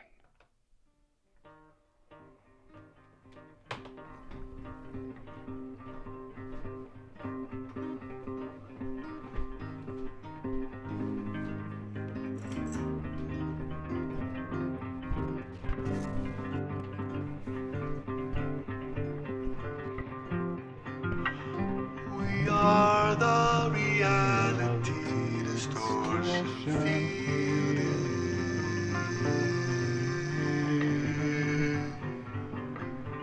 We are the reality distortion field.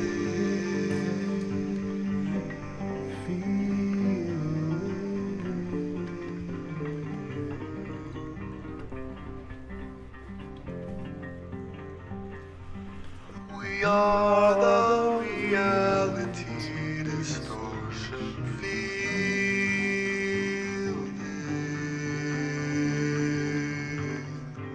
The falsehood will demonize your sensitivity.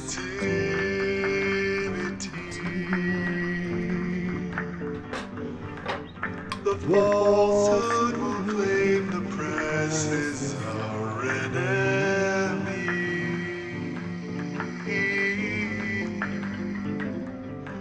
Cry fake news that preempt remedy suggests false identity. We are the reality distortion field.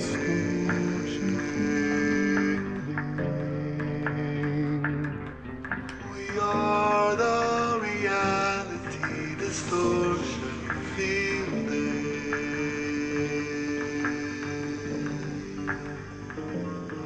The field is real and the real's real.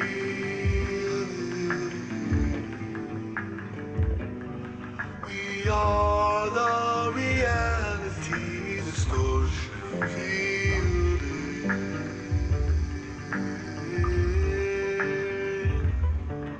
We are the reality distortion field.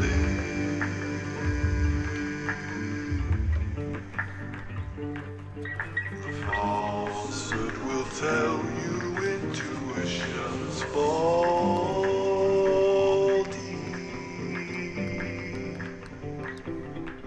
The falsehood will tell you facts aren't factual actually.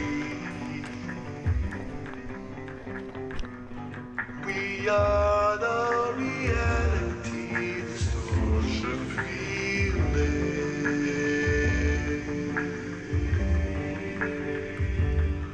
We are the reality distortion field.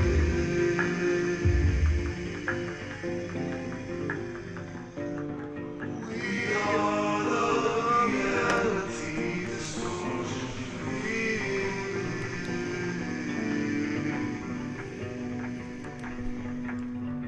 The falsehood will groom you not to question, just believe. The falsehood can rob you of the choice you once perceived. We are the reality distortion field.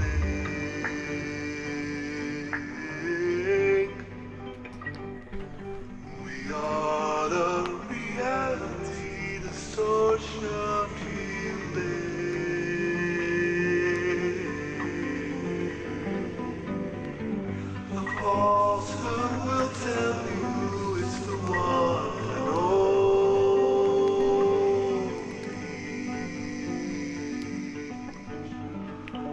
falsehood was endless as one only is falsehood.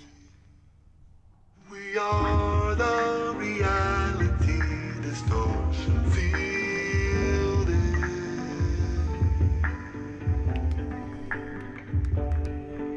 We are the reality distortion fielded.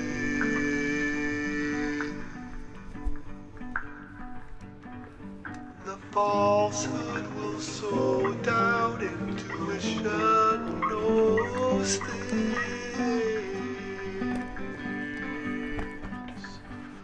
We are the reality distortion fielding.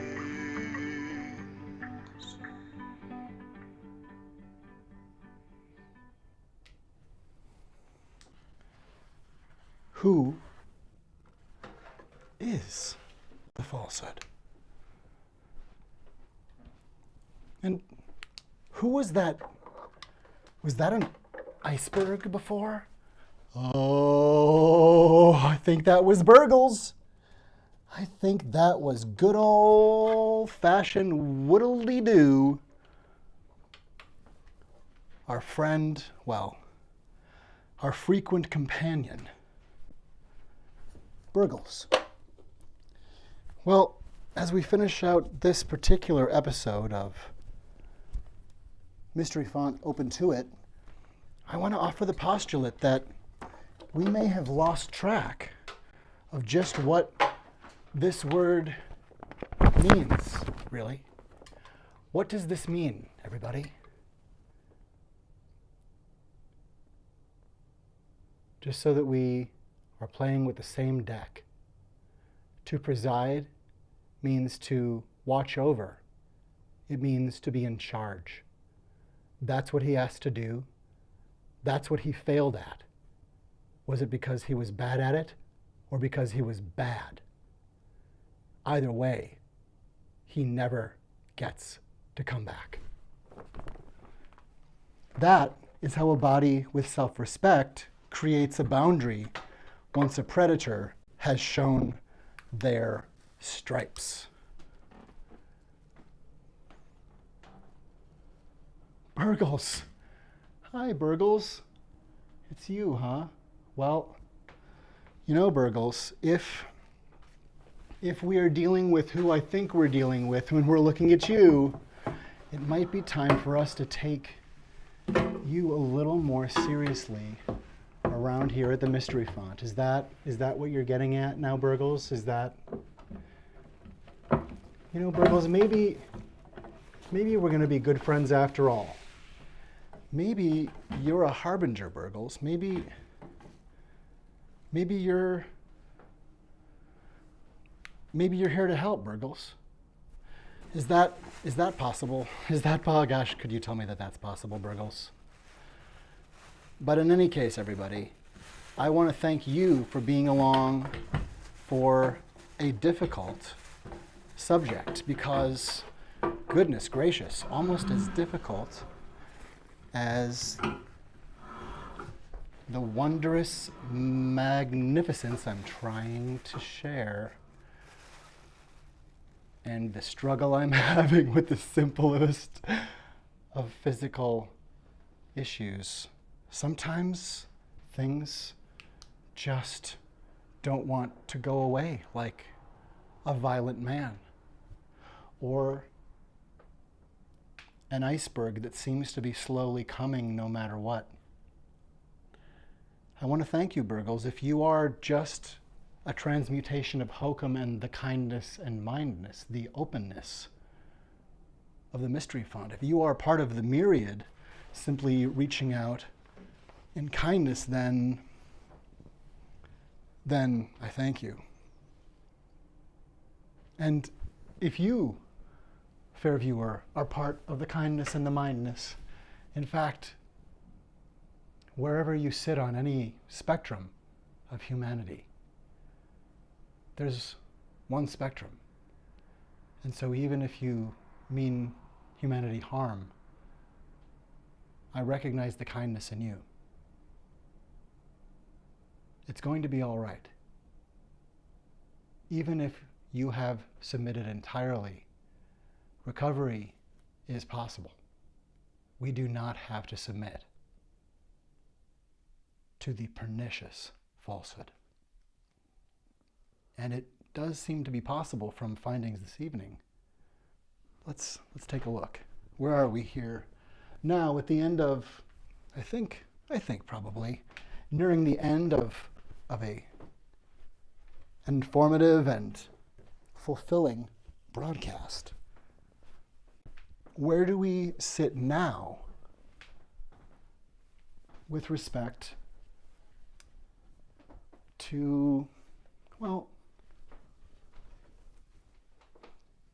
the news of the day? Because the truth is that Donald Trump remains at large. That is difficult information to work with, to know what to do with. How can we move forward knowing that this iceberg is coming our way? How can we apprehend the falsehood?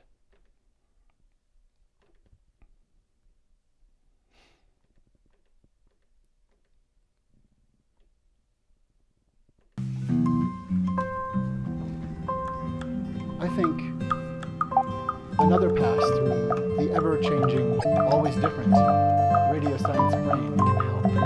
Imagination, imagination, imagination.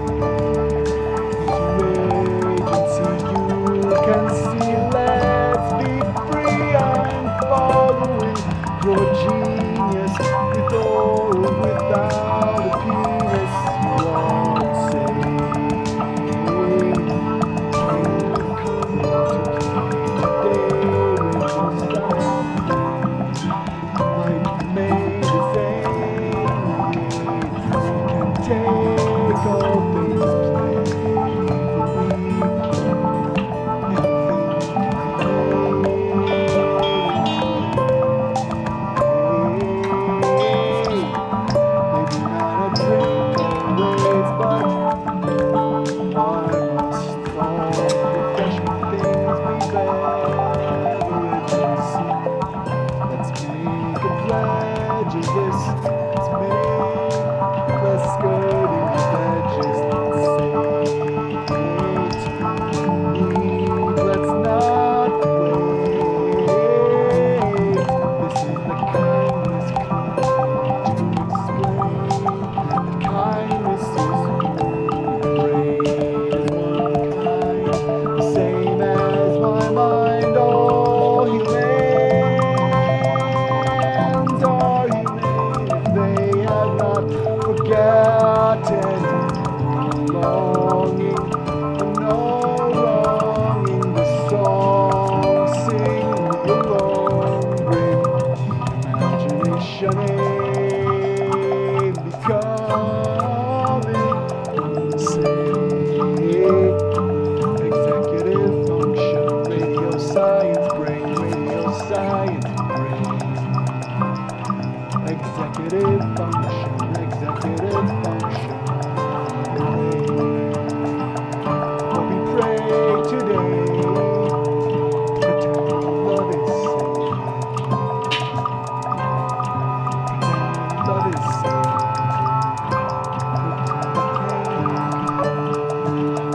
Pretend it come, just came.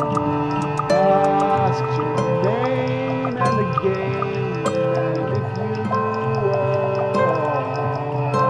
the same, in this way that you know love means play.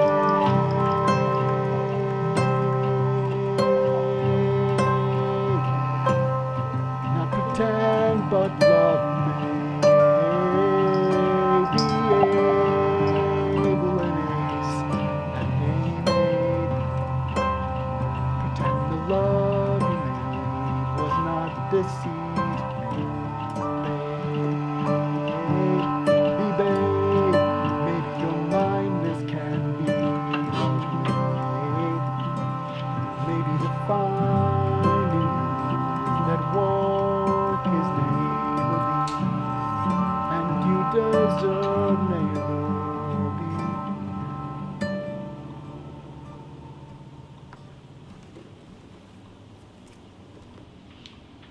From the mystery font, I'm Tim wishing you. This is the imagination of democracy I'm standing in, just one of the permutations of that. The actual apparatusize. This is all scripted. Just kidding. And that's the one thing I'm kidding about. There's a lot of improvisation going on here, but I believe it and I mean it. You are the renovation of love's imagination. Maybe, if there is a God, God was calling for reinforcements. Maybe you are spinning plates the world needs and awaits. Pretend that love is sane. Pretend that love is sane. Pretend that executive function can reclaim your brain with your hands and your sane love today. You're the main line of imagination and love, as always, every day, came to play your way. Radio Science Brain, to you, from all brains to all brains, from my bay, this bray plain. Radio Science Brain. Radio Science Brain.